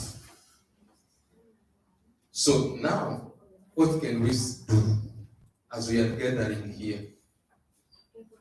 I'm going to do an advocacy. At political level, we need the solidarity of all the actors, researchers, academics, and scholars who are gathering here. So we can increase and enhance advocacy on our government, because some of us have access to these high politicians. And you can talk to them. What you are doing to your country and to your population is not right and is not good. Some of us here, you are coming from your countries and your president and others has access to our president, to our politicians. And you can talk to them. And yourself, you can convince them to condemn on phone that what you are doing to your community is not right and is not good. They can listen to you immediately because you offer. And the hand who offers is always above the hand who receives. They will listen to you. Secondly, at community level, we need also your solidarity to convince these NGOs and international organizations who are working. There are so many here in South Sudan with billions of dollars. There are so many in DRC with billions of dollars, but we don't see impacts on the ground. Extreme poverty. And yet they come for food of the hungry.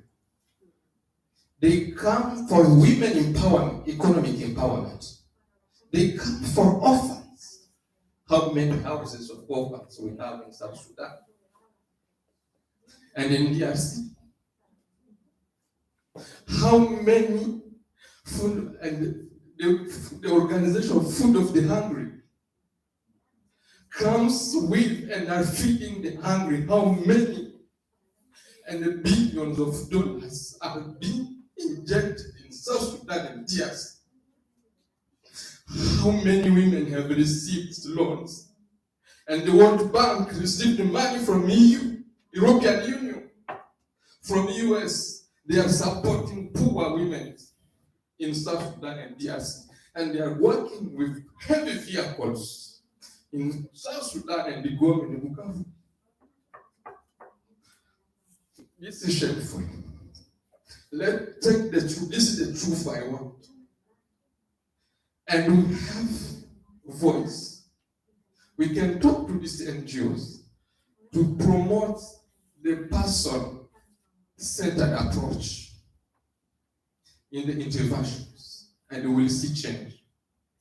Thirdly, at international level, let's raise advocacy at international level. Let's talk to these transnational corporations. That's where the problem is. We are suffering because of the oil of South Sudan. We are suffering because of the cobalt and coltan of DRC. We are suffering because of the cobalt and the timber. And who are behind this? They are those multinational corporations, because they want to do business. And to do business, they have to equip our young people, because they are poorless, to work for them and to exploit and export our oil, our cobalt, and the gold. This is what we can do also to do advocacy on that. Let's talk to NGOs, sub-regional organizations, UN agencies, and the African Union that we have to silence guns in Africa and resolve pacifically our issues. Thank you. My brother, you speak with emotions that actually make me also feel like crying. You know, I was in Lake Ghana a few weeks ago, where I met somebody who introduced me to Mark. And the former president, there were about 4 former presidents who were there in the gathering. And they were talking about what we are saying, the African oil, and they mentioned South Sudanese and Congo, these two particularly being very rich and yet very poor. And then the leaders are there. Then I asked the question. I said, you are all presidents. And our president was the president at your time. You have what they call head of state meeting in African Union every year. Don't you talk to yourselves? Don't you advise yourselves that helps us improve our countries? He didn't answer me in public, but he answered me privately. He said, you know, your leaders, they come for this meeting, they say a word at the opening, and they disappear. So you don't have time to talk to them. Because they are not there. My brother, maybe come there. Okay.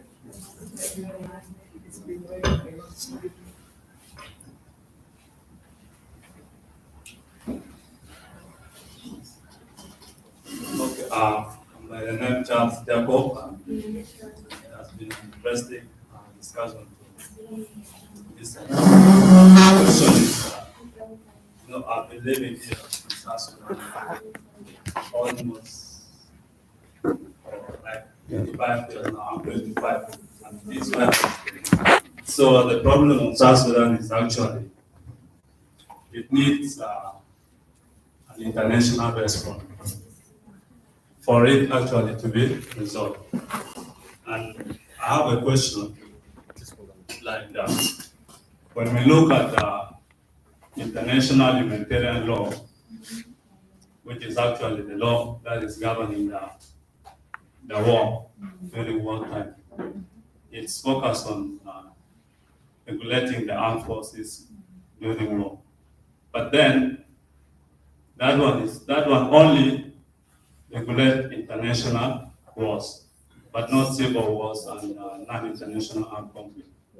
So the issues in South Sudan is of, it is a non-international armed conflict, like we heard of intercommunal violence, cattle riding, and all this. So my question is, what is the role of international humanitarian law in non-international armed conflict? Like, this is what I'm asking. Like, the law actually needs to be adapted or amended in order also to fit or to regulate the civil wars, the issues to do with cattle riding and all these things. So what are the roles of that law actually in governing or in regulating non-international armed conflict? This is my question.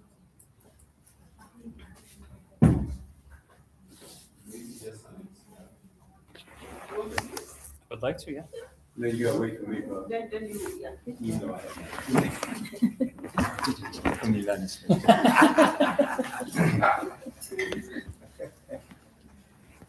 my name is Jihad Abdul-Hamid. Assalamu alaikum. I want to ask my sisters and brothers from South Sudan to add a comment on permission for you. Yeah, I think that a couple of points that were said here. I'm sitting here listening at these profound stories and seeing what in the world could I do being invited here, and hearing this. And I think what my brother said and what was just recently said, and I just want to now accentuate that point, that international relationships, when we usually talk about that, we're talking about, you think about the superpowers, NATO and the European Union as such, but we have to change the relationships, which is, I hope, one of the reasons that we're here for serious, viable bridges and networking. And it's been mentioned already. And it may seem idealistic to say that what would we be looking at 20 years from now? Well, you're already looking back 20 years and you see all the horror that's happened, all the things that didn't happen. So you don't want another 20 years to go by and add that to your 20-year story of horrors, making it 40 years and such like that. So the longest journey begins with the first step, as we all are familiar with that statement.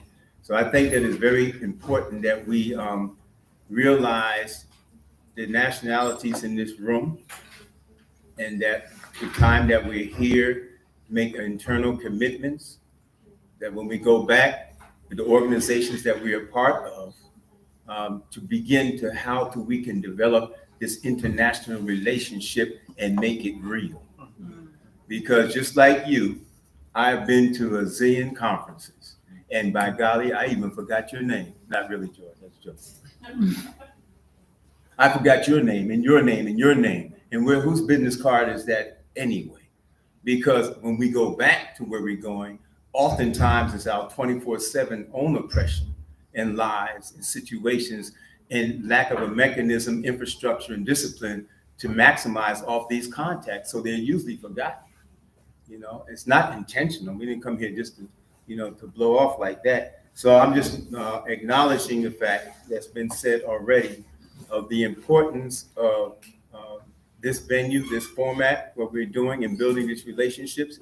And it may seem very idealistic to say that one day we will have an international network amongst ourselves that we can bring economic pressure, boycotts, the same way. And coming from the United States, this is definitely a responsibility. Coming from a superpower, which we are pressed within that also, which you'll hear more about that Wednesday when we do our presentation. But we have leverages to employ if we can build those bridges, you know, and it all comes with awareness and enlightenment and educating people to bring them into an international consciousness amongst the people, not the superpowers. You know, they have the luxury to plot and plan, burn the midnight oil. We don't have that luxury. We have to make sacrifices to get there. They don't. They live in large literally off the hog and off the backs of the people. We don't have that, but we have to make those sacrifices to do that. So my sisters and brothers in South Sudan, you know, you have our solidarity coming from the United States. You know, we have our own issues to deal with, but they're so the same. I can see us playing back in the 60s when we were calling for the liberation of 5 states. And just theoretically, if we would have got that, being in the same situation of being strangled economically and really pleading to other countries and nations to help us. It didn't go down like that, but it could have went down like that. And one day it may go down like that. What I'm saying, we need each other in a very serious, organized thinking type of way, you know, to be able to put pressure on those entities that are around us, you know, to think about those type of boycotts, just like getting Comrade Brother Nelson Mandela out, the role that the United States played in that, you know, just putting pressure on companies in the United States that exploit people all around the world. And we want simple things, it's not really simple, but things of that nature has to be strategically thought out and committed to. So I just out of respect wanted to share that international relationships can't be just something amongst superpowers. That has to be thought of in terms of our relationships as grassroots liberation movements. Thank you so much. Yeah, thank you so much, my brother. I know that the world supported us during our struggle through the network. In the US, we had what we call the Friends of South Sudan. And the Friends of South Sudan were the one who bore real impact. And that is how we really ended up signing a comprehensive agreement, because they're really stupid South Sudanese. So what you're saying is important. What did you do wrong to be invited to this forum? He knew better. The thing you did wrong was that we want you to help strengthen this network so that it will work stronger and better. So if that is the wrong thing, that is the wrong thing we did to be invited here. But we are grateful you are here. We want this network to be strengthened. I'm told that everyone needs to hear, and you should give people a little bit of the money. Because back there, not so much so. Now it is your turn. Okay. And hopefully part of this international solidarity discussion will take us back to our Colombian comrade, I hope, in this discourse. Honorable Mama, mine is a request to you. Yes, my son. Thank you. What you do is very complex work, not just the technical parts of the job description, but the socializing that you're doing here and within your parliamentary cohorts. A person who can absorb those things, digest them, wrestle with them, and consider what it has to do with the work that you're doing for all of us. Yeah. But we all know that that doesn't cut across everybody who is doing the work that you're doing. Why is this important? I want to bring an example from Uganda. Why would I bring an example from Uganda? I've heard many South Sudanese say that Museveni is an uncle to Salva Kiir. The strategies that we see it in the region, right? A lot of people, a lot of old men in power influence each other. The strategies they use are copy-paste. context may differ a bit, but the strategies are often copy-paste. So we had a situation where there was a lot of resistance in the country, in Uganda, a lot of grassroots resistance. And what happened was that the leadership of the country came to Parliament and asked, who is causing all of this uprising and chaos? And because the parliamentarians feared to, they also might not know, but they didn't want to have no answer, and so they said it's NGOs. Well, I think that's giving NGOs a little bit too much credit, but what resulted was that 52 NGOs were closed, were shut down. And of course, you know, some of the groups doing real grassroots organizing had their nimble ways of continuing their work. So, you know, it's a warning. It's kind of like a warning, yeah? If we don't have this alliance with you and people like you in Parliament to build that social capacity to be able to engage traditional civil society organizations, things are going to be harder for all of us in the long run. And it's maybe also an invocation to my my fellow youth to not register every little organization and project. And there are nimble ways of doing things. If you want to build your power, you can't rely on the master's tools. Thank you so much. Thank you so much. You have really said it. And I always also say to my colleagues who are in the NGO world that don't play the piper tune of the person who gives you the money to do the work. Otherwise, you will not do the work properly. Because they would want you to write certain language that suits their report. But if you are a true national, there are sometimes you really have to do work with that money to push the work, or you contribute among yourself. So until we have that sacrifice, the money of donors sometimes spoil our work. And we have just said, I want our youth or our civil societies here to listen. My sister, you're welcome. Okay, thank you, Honorable Vicky, for being with us this time. We honor your presentation and your being with us. Mine is, I just want to give you my request as South Sudanese civilian, because you see the member of parliament and at the same time you are an activist. So I'm talking to you as a member of parliament, because all over South Sudan we have our representatives in the parliament. And in my county, we have some people also there in the parliament. But the challenge that we have from them is, since 2010, we vote for them, they went for the parliament, they didn't come back and had a rally with the civilians in the county. So, I don't know, you have sittings and to talk about your counties and then your people that you come from.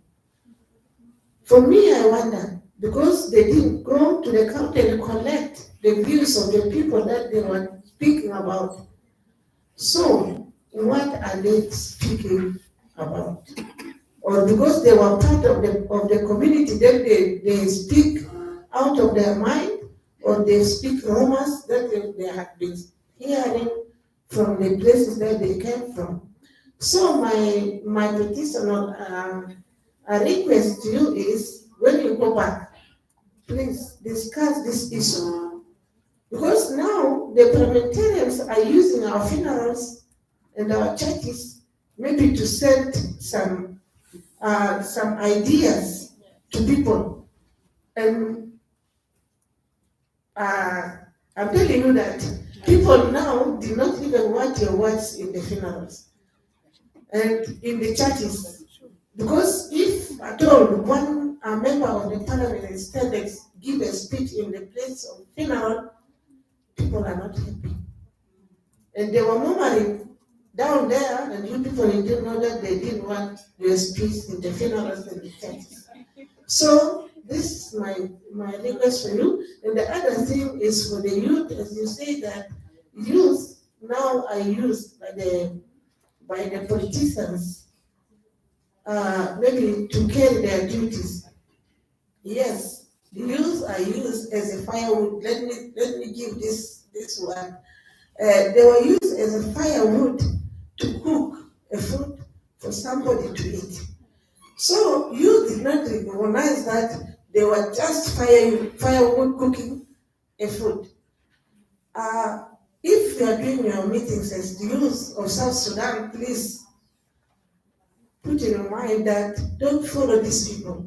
Because if you follow them, you will never find anything, even for your school fees. So mind your business as a youth. Come up with the ideas that our country will be lifted up and developed. That is what I wanted to add. This is my voice. So thank you so much. Thank you so much. Yeah, your request to the parliamentarians, it's difficult for me to go and tell the parliamentarians go to your county or to your constituency, because the regulation is there. There are two difficulties, let me tell all of you. Number one difficulty is that the parliament has not been given recess, because it is only during recess that parliamentarians are always asked. They are given some money for transport and say, go to your county, collect information, come and report. So that used to happen every 3 months. Now for the whole year, the president said, no, there is no recess because there are many bills to be passed. So that's one. The parliamentarians like us, who are in areas that we can access easily, we go every weekend. We talk to the people. Sometimes we have rallies, sometimes we only talk to the elders. But that is only advantage to people who are new. The second problem is there are areas that are not accessible. So their parliamentarians meet their people in Juba here or during funeral press. Because where else would they meet? Their areas are not accessible. If you are a parliamentarian representing a place in Malacca, will you be able to go there and talk to the people? You can only talk to those people who are here in Juba. And then when there's an opportunity during funeral, because you know, all of them almost will go to that funeral. So that's the only opportunity they can talk.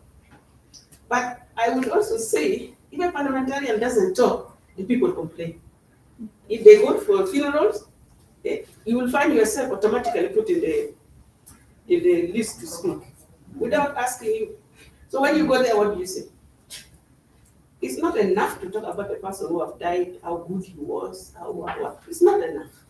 This is the time the people must know what is happening in the government. So the parliamentarians talk, and that's the place they talk. And you know, myself, I tried sometimes to avoid going to this funeral. I go a day before. They call me. We want you here, you're on the program. When I come, I say, what do you want me to say? Tell what is happening in the government. We don't hear. Tell us, this is the time you can tell us, because we don't hear, the radio is not telling the truth. So these are the problems.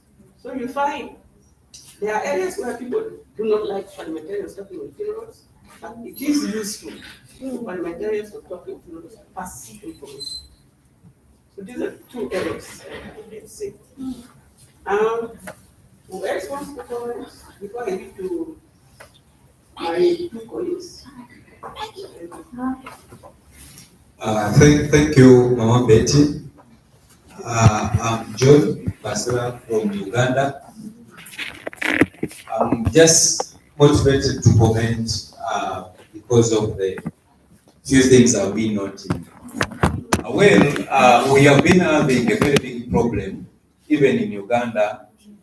Sometimes the needs or the goals and objectives of civil societies tend to differ from the grassroots. And I've as well tried to note something in this very space, that the youths, our brothers of South Sudan, what they speak to a certain level is differing from what the civil society is confessing. So I'm trying to look at the disconnect between the grassroots people and the civil society. That if we are fighting for the truth, whose truth are we fighting for?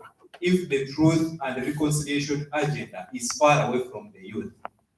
If we are to request the politicians or the opposition members of parliament, who pays them while in parliament, if not the regime they serve in under?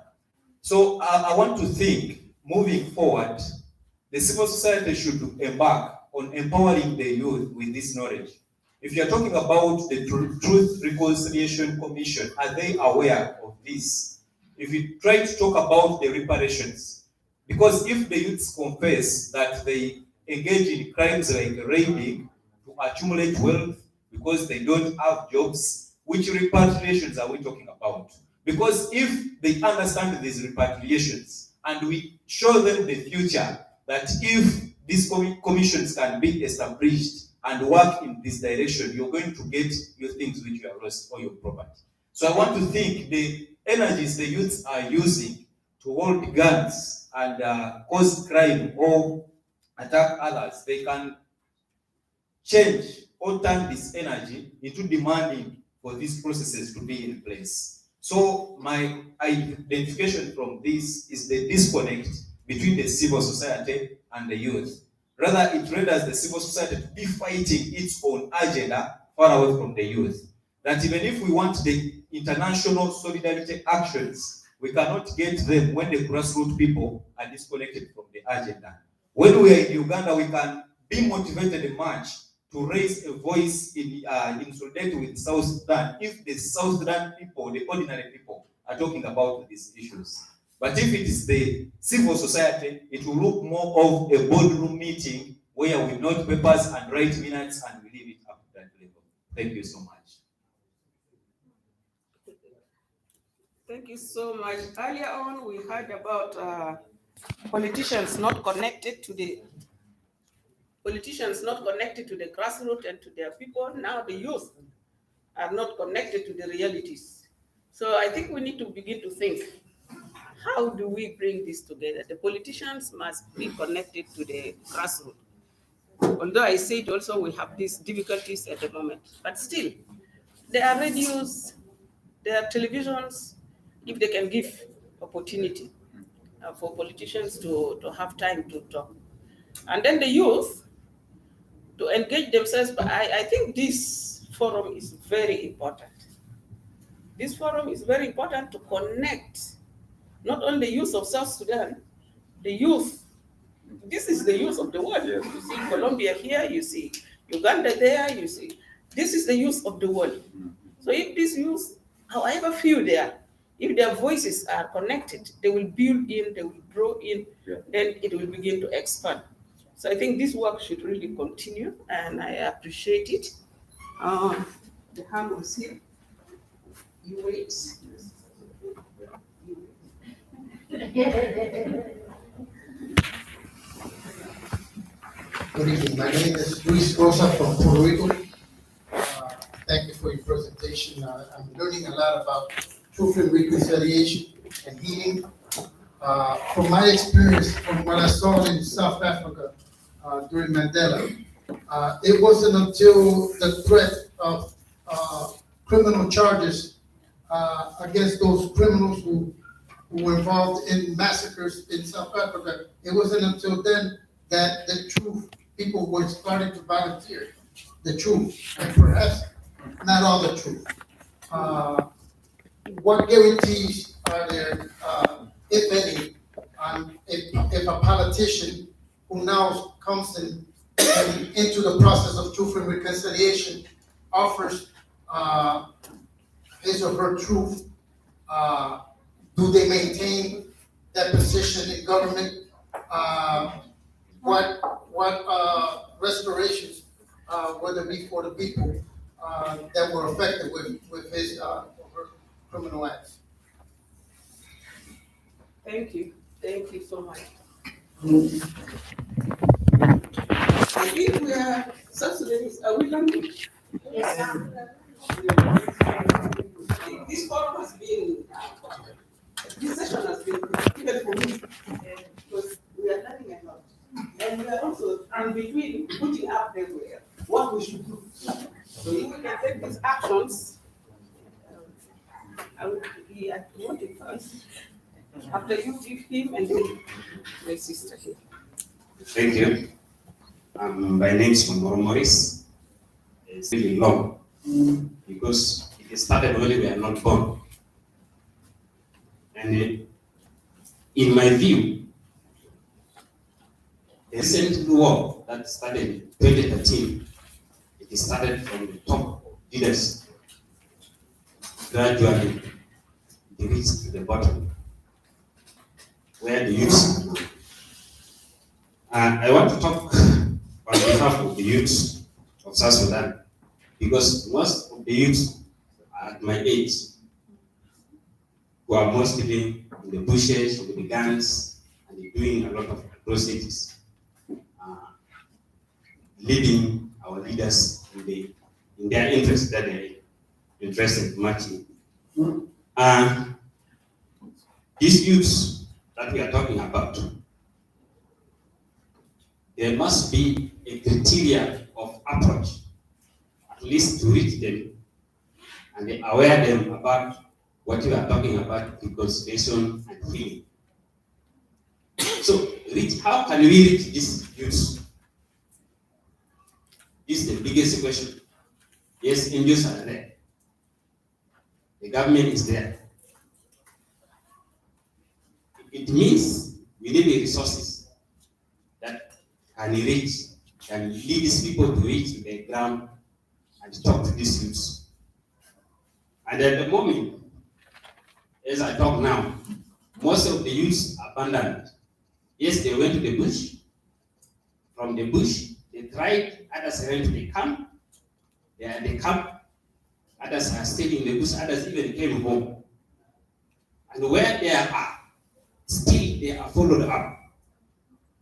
They are followed up when they are caught, taken to prison, and killed. This is what is happening. Last year when I was in Yale, this is what I witnessed. So it's very difficult that it makes people to fear. Most of the youth, when they stay in the camp, they come to Juba. They stay in the camp, they come to Juba. So the most important thing is these youths need to be gathered for conference. Those who are around, not in the bush, such that they cannot go back. Thirdly, most of the youth of South Sudan are not educated. Education is a priority to make sure they are not much convinced by the politicians to go and help them to achieve their targets. So this is the priority that I'm looking at. Education will help. But this education without security again will not work. So these are the threats that are making the youths not to come and do realities that are for peace. This is where I wanted to end. Okay, thank you so much. I noted one point which you said, the youth who join the rebellion when they go away and they come, they are arrested and often killed. I know I followed some of these cases because the youth who were in Aswa, they deserted because they did not get the treatment they expected. But when they came back, they were called deserters. They were called deserters, and they were arrested because they were called deserters. And I was telling the youth, if you want to leave, declare yourself. Declare you are no longer with that movement, you want to go back home. Cultivate and stay at home. Don't just leave, because if you just leave, you are called a deserter. And in a military system, whether it is a bush system or what, if you are a deserter, you will be punished for it. So it is important to tell the youth this information. You want to leave, just declare, I don't want to be in this anymore. So I want to step down. If you are whatever rank, take their uniform, give back to them, you go home. Okay. Thank you so much. My name is Thomas Bexteliaba from South Sudan. I just wanted to add something on what my colleague from Uganda said concerning the connection of youth with maybe stakeholders for government. To be honest, brother, in South Sudan, some of us will feel like he's speaking out. But what I know in South Sudan is that there's no room for speech, there's no room for freedom of expression. Once you say something, what they are calling a non-government in South Sudan is common. Once you say something concerning justice, you'll be taken somewhere. So it doesn't mean that we youth of South Sudan, maybe we don't talk truth concerning what is happening in South Sudan. But some of us will feel like talking, but if you talk, you'll be killed or taken somewhere. It used to happen in some of the activities in South Sudan. We have a lot of civil society organizations who are trying to say concerning some of the things which are going wrong in South Sudan. But when you say, you'll be tracked till you'll be taken or maybe killed. Thank you so much. Thank you so much. We go back to fear. So my sister now, can you introduce her, please? Well, I think most of you have met her. It is interesting, some of us who have had these deep histories in South Africa. I was there with Archbishop Tutu around the Truth and Reconciliation Commission. I think in addition to the reparation piece, what's most often missed is that in addition to what my brother Luis just said, the emphasis on truth often gets undermined and the emphasis on reconciliation gets spotlighted. But in fact, the initial TRC and Archbishop Tutu as a militant leader, but also an esteemed Nobel Peace Laureate and Anglican head of church, was that people were beginning to deny that apartheid was as widespread as it was. The idea that it was a few bad apples, a few bad white people, that in fact maybe it was just a few laws that needed to be changed that were around for a few years. No, it was systemic white supremacy in state form. It was settler colonialism. It was capitalism in a hyper-capitalist way. It was clear that it was not just a few bad apples, but that truth was beginning to become elusive. A dear poet friend of ours, Dennis Brutus, said he went back home after years in exile because he would have been in jail, and he was in jail for a time next to Mandela, in Gandhi's old cell. And he loved to say that he went back a couple of years later and he could not find any white person who had ever supported apartheid. All of them were like, oh, it was awful, it's so horrible, I can't believe it. So the idea of truth and making it clear and incontrovertible so the nation as a nation would be defined as apartheid existed, it was horrific, it was a crime against humanity. Now we can move forward. Now we can begin to think about reconciliation. That was not what you asked me to do. You asked me to introduce Maggie. So we have, of course, she has spoken with us and to us on behalf of Western Sahara, where she has, South Africa has been one of the countries most militant supporting the Western Saharan, and she's been one of those people at the front line. But Maggie Musami was a youth leader, which is why she can come to us still young now and be a former member of parliament, but as a South African. So now we have, we had several vice chancellors the other day. Now we have several parliamentarians. I don't know what we'll have next, but for here in this room, it's Betty and Maggie. Maggie Musami, former member of parliament of South Africa. The floor is yours. Thank you very much, Matt. I just want to extend my acknowledgement to the presentation and the moderation from Colombia as well as South Sudan. We recently had a terror alert, an alert of terrorism in South Africa that was released by the US Embassy. And of course, there was widespread fear, because just a few months ago, Nigeria had a similar experience. And there was no accountability insofar as a line of reporting between the US government and the South African intelligence services. And so it was mayhem that was created. And people were saying, we've never experienced terrorism in South Africa, in our history. Apartheid was an act of terrorism. It was genocide. It was done through illicit and illegitimate means and forms. So why were South Africans startled that a concentrated area in Sandton was going to be the location that was identified and premeditated by the terrorists? They had given a location, I found it quite humorous. I say this because when and I'm not meaning this with any ill manner, when we speak about protection and preparation for war, and I'm going to a discussion that we had at breakfast this morning, we know that there needs to be a population that is strong in number. We know that there has to be patriotism.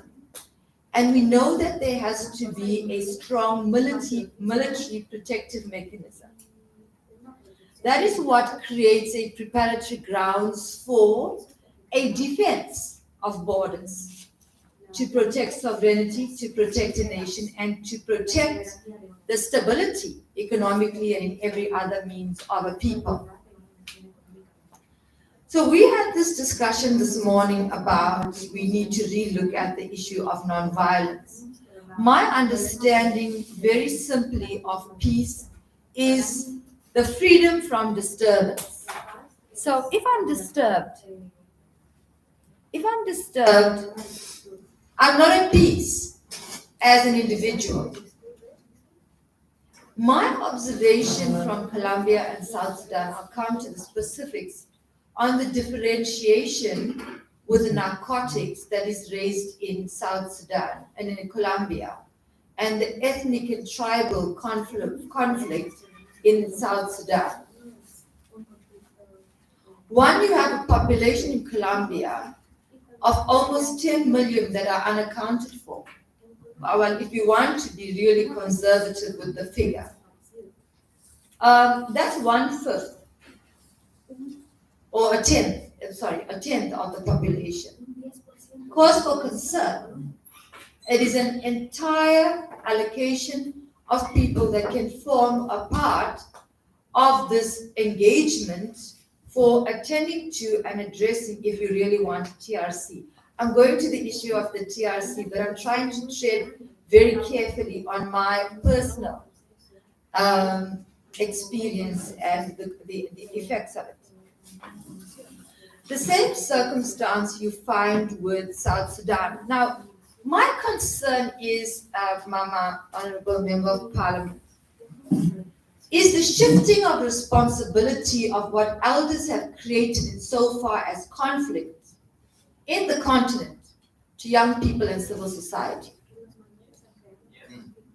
It's time that those who have been part of creating almost 100-year war now want to lose responsibility and say, young person, take over. And I'm sitting next to a gentleman who says, if I speak, I fear for my life. So you are going to breed not only a rural conflict that is cattle raiding, but an urban conflict which is going to take youth on youth and cut off a generation. So how do we then take accountability at the level of senior leadership to say, if we create a process that is transitional from civil war into a revitalization of a peace agreement and going towards that peace agreement. It's not going to be an idealistic environment. We need to hold warlords accountable for their actions. We need to take the bull by the horns, which is why you understand the power of terrorism and how it is a personal impact to not only the patriots, the people, the population, the military, the state of the United States of America. Because that is how you create the barriers of avoiding conflict. Because here we're speaking about negotiating with the terrorists. And that is what the TRC did in South Africa. It negotiated with terrorists. It sat at the table and had unaccounted for information politically, in premature deaths of young people who took to the battleground in Umkhonto weSizwe, in the form of Solomon Mahlangus and many others that we have lost. Sorry, I'm also becoming emotional about it. And were unable, all you could say was, I'm sorry. The process to peace is as painful as the recovery from war. And holding accountable in terms of a hybrid structure, for me still deflects responsibility from leaders. If leaders cannot lead, then they must be removed from leadership. Because you are simply saying, let us now go the first route, which is that of healing, truth, and reconciliation. Reconciliation is not possible without rehabilitation. You cannot start a process without putting those who have murdered, killed, raped, gang raped, because the mindset of war is not the intention of bludgeoning citizens. The intention of a war is to establish territory. So what territory, if this is only about possession, because the emphasis is on cattle raiding, I can understand why. If there is a territory over oil possession, maybe that is the adult syndrome. And the youth syndrome is, okay, fine, you guys steal the oil and we'll handle the agriculture and the cattle. So there's an unspoken conflict that exists with generations that civil society and youth who are trying to create a reparative environment for themselves are caught between but are unaware of. So my view is that, one, let's take accountability. Reconciliation did not work in South Africa. The truth of the matter is, yes. The one thing that we are told is, apartheid is in the past, let's move on. It's a media propaganda machinery that reminds us that we've never had a history. We did not live through it. We did not grow up in it. We did not know our country because we were not allowed to have freedom of movement. Now here there is freedom of movement, but there's fear attached to the freedom of movement. So where's the military? Colombia speaks about demilitarization, I understand. But the military plays a core responsibility in terms of state security and national security and sovereignty. How do we change and reposition the issue of, because you can't have, I mean, I'm trying to picture, you know, let's take the 76 revolution. 76 revolution was a harmonization of a force that entered and harmonized with the people. You know, if you go into understanding the Cuban Revolution, you then say, but I mean, these soldiers were eating chicken with the people, and that's how they were able to win the hearts and the souls of the Cuban society. But here you have your own kids killing maiming, raping, not being able to look at you as umama. Say, you're a woman, you have no soul. I cannot have a conversation with you. Now that for itself is a mindset where there is a loss of absolute engagement and a truth reconciliation and a healing process. You can't heal with a person who can't recognize a woman. It's a key role to, I mean, you, at some point, where's the mother of that child, of that young person? And so I believe that the discussion and the definition of peace is a direct solution toward what is the process to peace and understanding the process that led to war. We need to have that reflection. But also the issue of power trading in the TRC. You know, the one thing we must never do as academics, and I'm not an academic or an intellectual, I'm just a young, an old young person, is not to power trade goodwill over political, lack of political will. Yes. Because here we come to the table as faith-based, civil society, young people, intellectuals, academic, hoping for this utopic idealism of immediate peace, reconciliation, moving forward. When there is an ingrained nature of violence that is going to continue, and this has been said, I think, so I believe that the most important thing that we must consider is the repercussions in respect of trying to create, and maybe there is a delay from the AU side in the best interest of yourself as an independent South Sudan, to find a solution amongst yourselves. And one is to not militarize the state. You know, the COVID pandemic in South Africa was an absolute, I'm sure many parts of the world experienced the military driving down the streets, avoiding people from walking the streets, etc.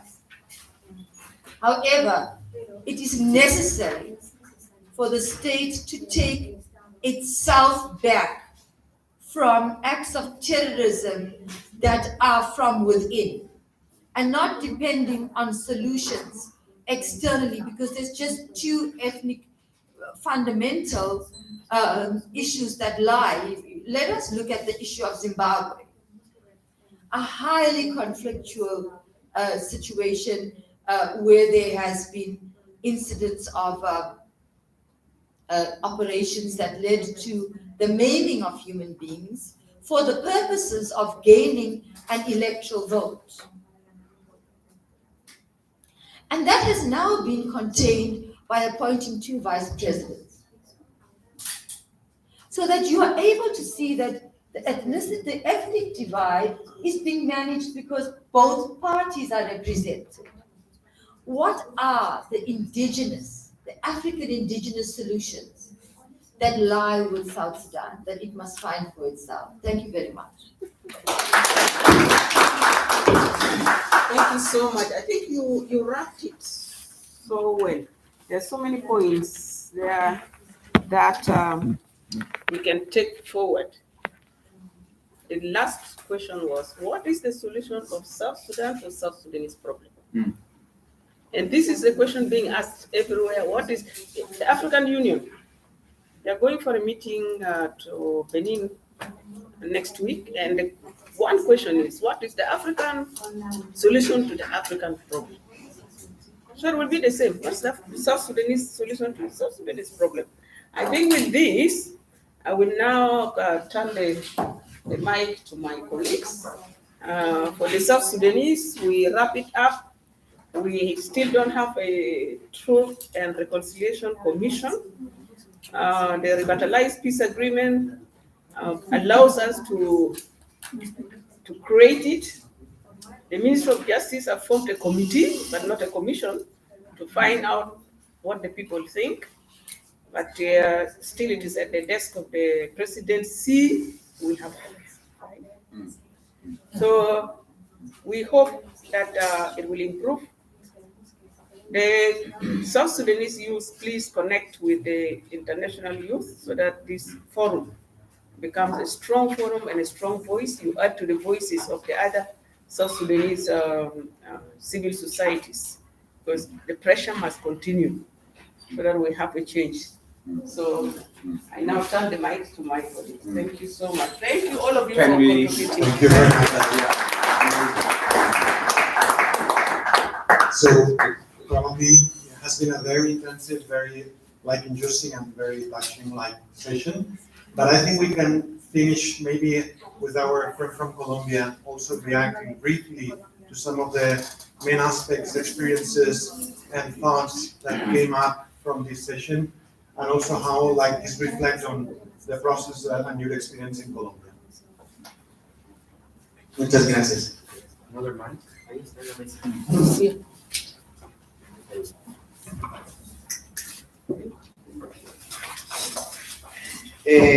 Nuevamente, gracias. Again, thank you. Quiero, sí, tal cual, dar algunas apreciaciones que para mí creo que son importantes. Cuando hablamos de justicia transicional, pues es una justicia transitoria. I just want to raise a few things that I was thinking about as we were speaking. First, when we talk about transitional justice, it's a justice in transit. Y que precisamente busca brindar herramientas para desarrollar, para implementar unos acuerdos de paz. And precisely, it offers tools and a process for us to uncover peace processes. En estos procesos de justicia transitoria,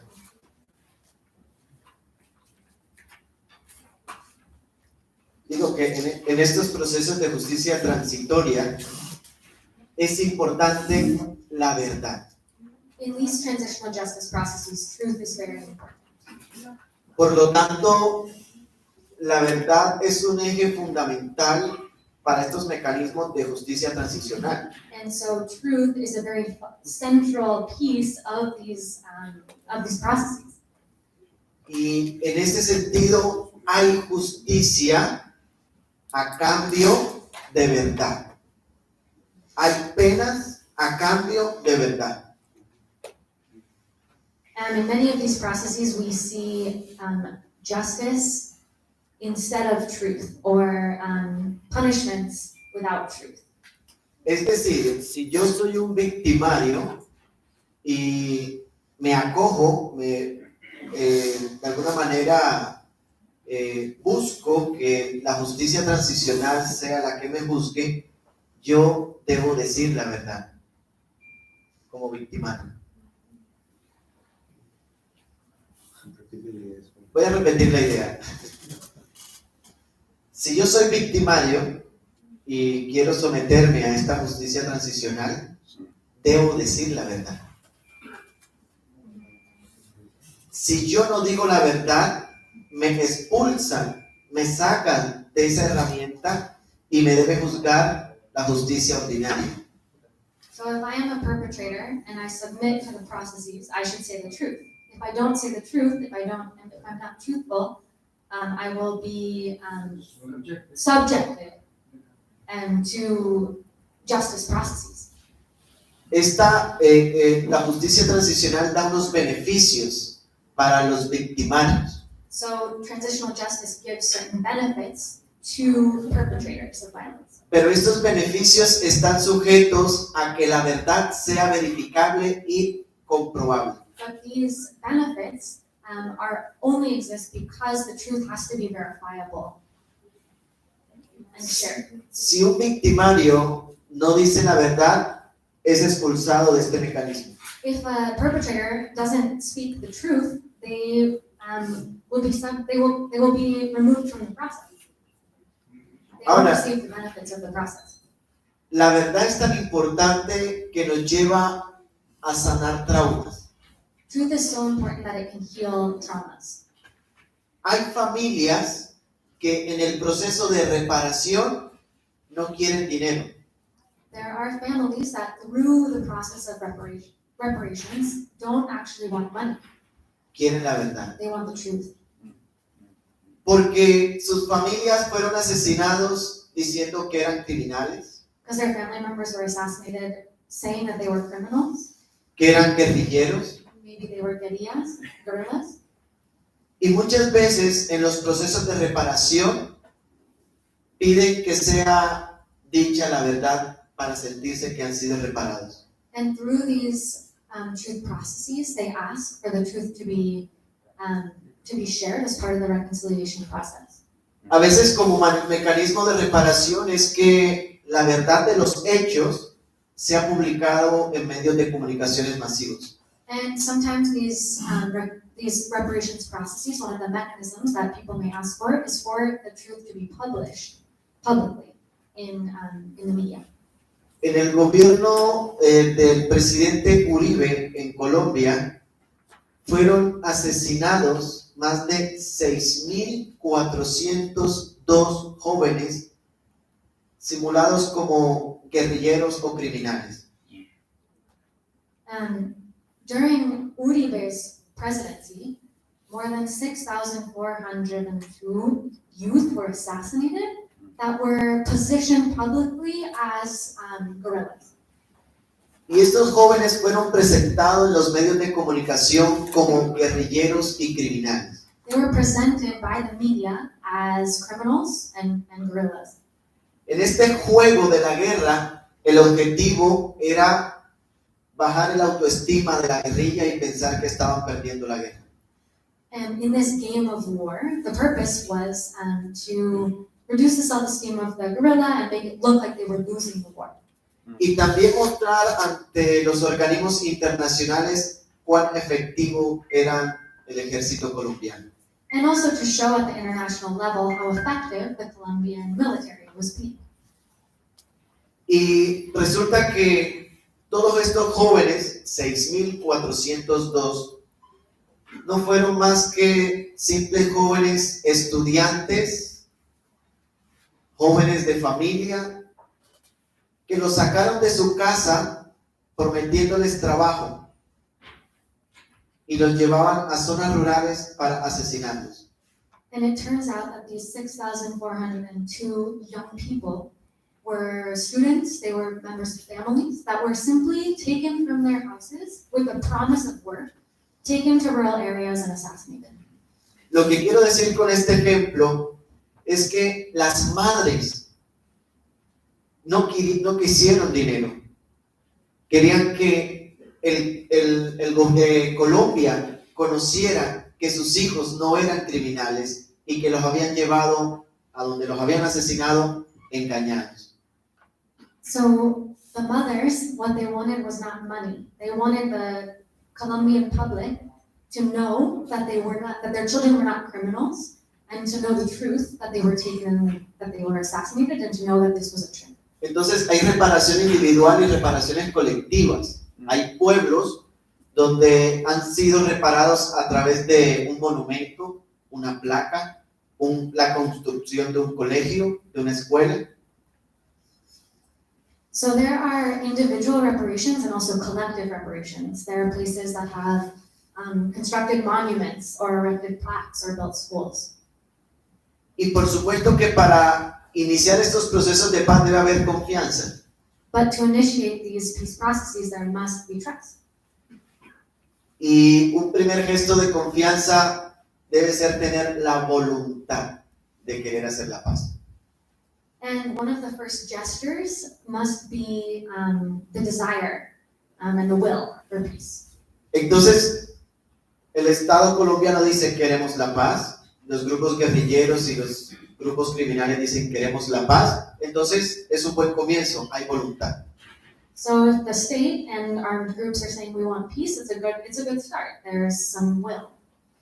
Y entonces se invitan a países garantes para que sean testigos de esa buena voluntad de las dos partes. And it requires that there are other states to be witnesses to this goodwill that they have.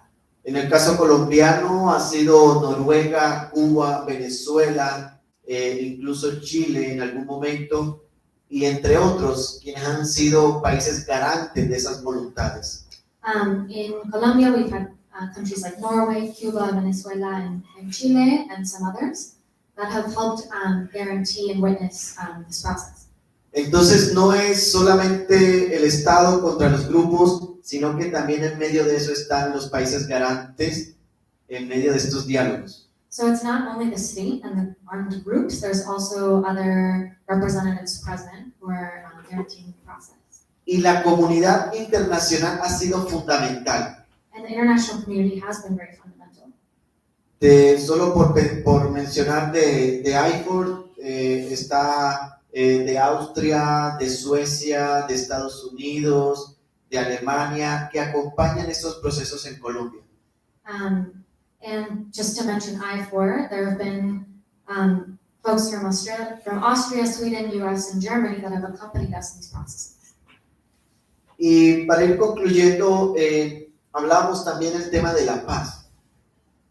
Y sucede algo muy parecido con el tema de la verdad. Nos cuestiona. ¿Y cómo entendemos la paz? So I also want to mention peace. And in some ways this is similar to truth. We question it. What is peace? Porque podemos entender la paz como la paz romana, que es la ausencia de conflicto meramente. We can understand peace as the absence of conflict, simply. O como la paz griega, que es una paz más subliminal, más celestial, por llamarlo de alguna Or manera. the Greek version, which is a more subliminal or celestial peace. Pero nosotros estamos hablando de una paz integral. But we're trying to talk about integral peace. Un pueblo no puede tener paz si no tiene acceso a educación, si no tiene acceso a salud, si no tiene acceso a buenas viviendas. Our people cannot have peace if they do not have education, if they do not have access to healthcare, a place to live. Un pueblo no puede tener paz si no tiene una buena relación con el medio ambiente que le rodea. They can't have peace if they don't have a good relationship to the natural environment in which they are living. Entonces, cuando hablamos de paz, no solamente estamos hablando de las guerras bélicas, de armamentismo, estamos hablando también que tenemos que luchar por los derechos de nuestros pueblos. So when we talk about peace, we're not only talking about the end of armed conflict and these wars, we're talking about fighting for our people. Cuando luchamos por los derechos de nuestros niños para que tengan acceso a la salud, a las vacunas, para que tengan derecho a comer, a alimentarse, estamos construyendo paz.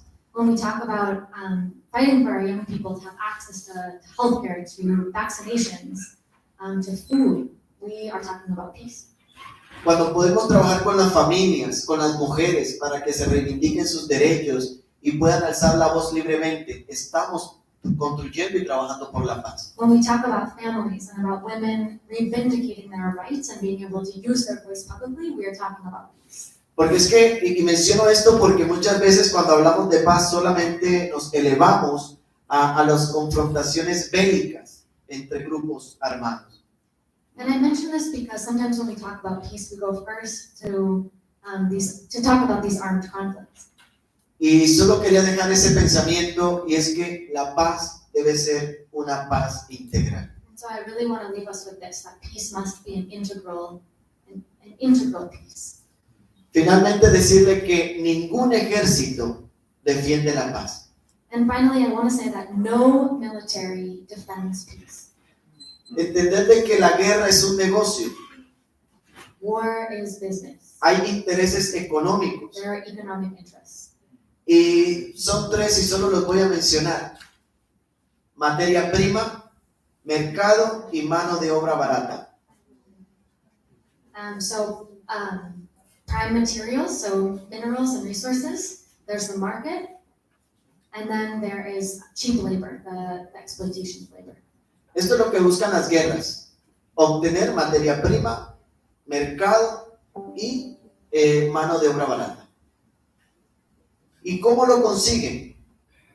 A través de la militarización, a través de los medios de comunicación, a través de los grandes monocultivos, la megaminería And how do they achieve these three things? Through militarization, through the media, through monocultures of agriculture, and through mega mining. Y con todo esto, el principal, lo logran infundiendo miedo. And of course, they achieve this by inserting fear. Pero hay una esperanza detrás de todo esto y son los movimientos sociales. But the hope behind all of this are the social movements. Mientras los movimientos sociales existan, hay esperanza. While social movements exist, there is hope. Por eso hoy, desde este lugar, me voy lleno de esperanza. And that's why here today, in this space, I feel full of hope. Escucharles a ustedes me motiva Because listening to you motivates me. y me da a entender que todavía hay esperanza de lograr una paz para todos. And it gives me hope that there is hope to achieve total peace. Dios les bendiga. Muchas gracias. God bless you.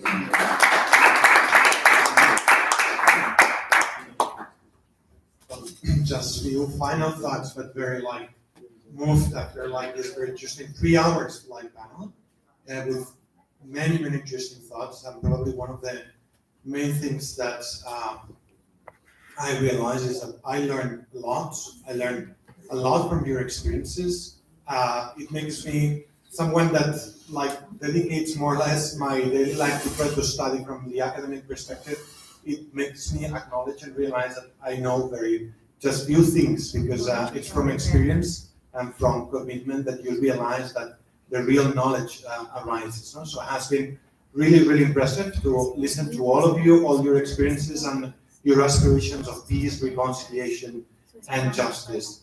I think that's all. I think that has been a very intensive and very interesting session. Thank you, Blas, for coming from Colombia with your very intensive and very interesting thoughts. Thank you for this impressive translation that you have done for 3 hours. I tried to replace Siena for 5 minutes, and I just abdicated because I could not simply do it. So I think it was simply amazing. And thank you, Honorable Ben, also for being with us, sharing your thoughts, your concerns, and for opening the floor. I think one of the things that probably we also draw from this session is that we need more spaces to speak in this country and to tell experiences, suffering, the truth, and also to build up from scratch, from the bottom, up from the grassroots, from the youth, and from the people that have many things to say to build up this country. Thank you very much. So, there's one group we can thank, which was the co-presenters, which was all of you. So please give yourself some thanks. Could you? I will say just a word about, I think Blas knows enough English to get this little stuff I'm going to say, but you could feel free.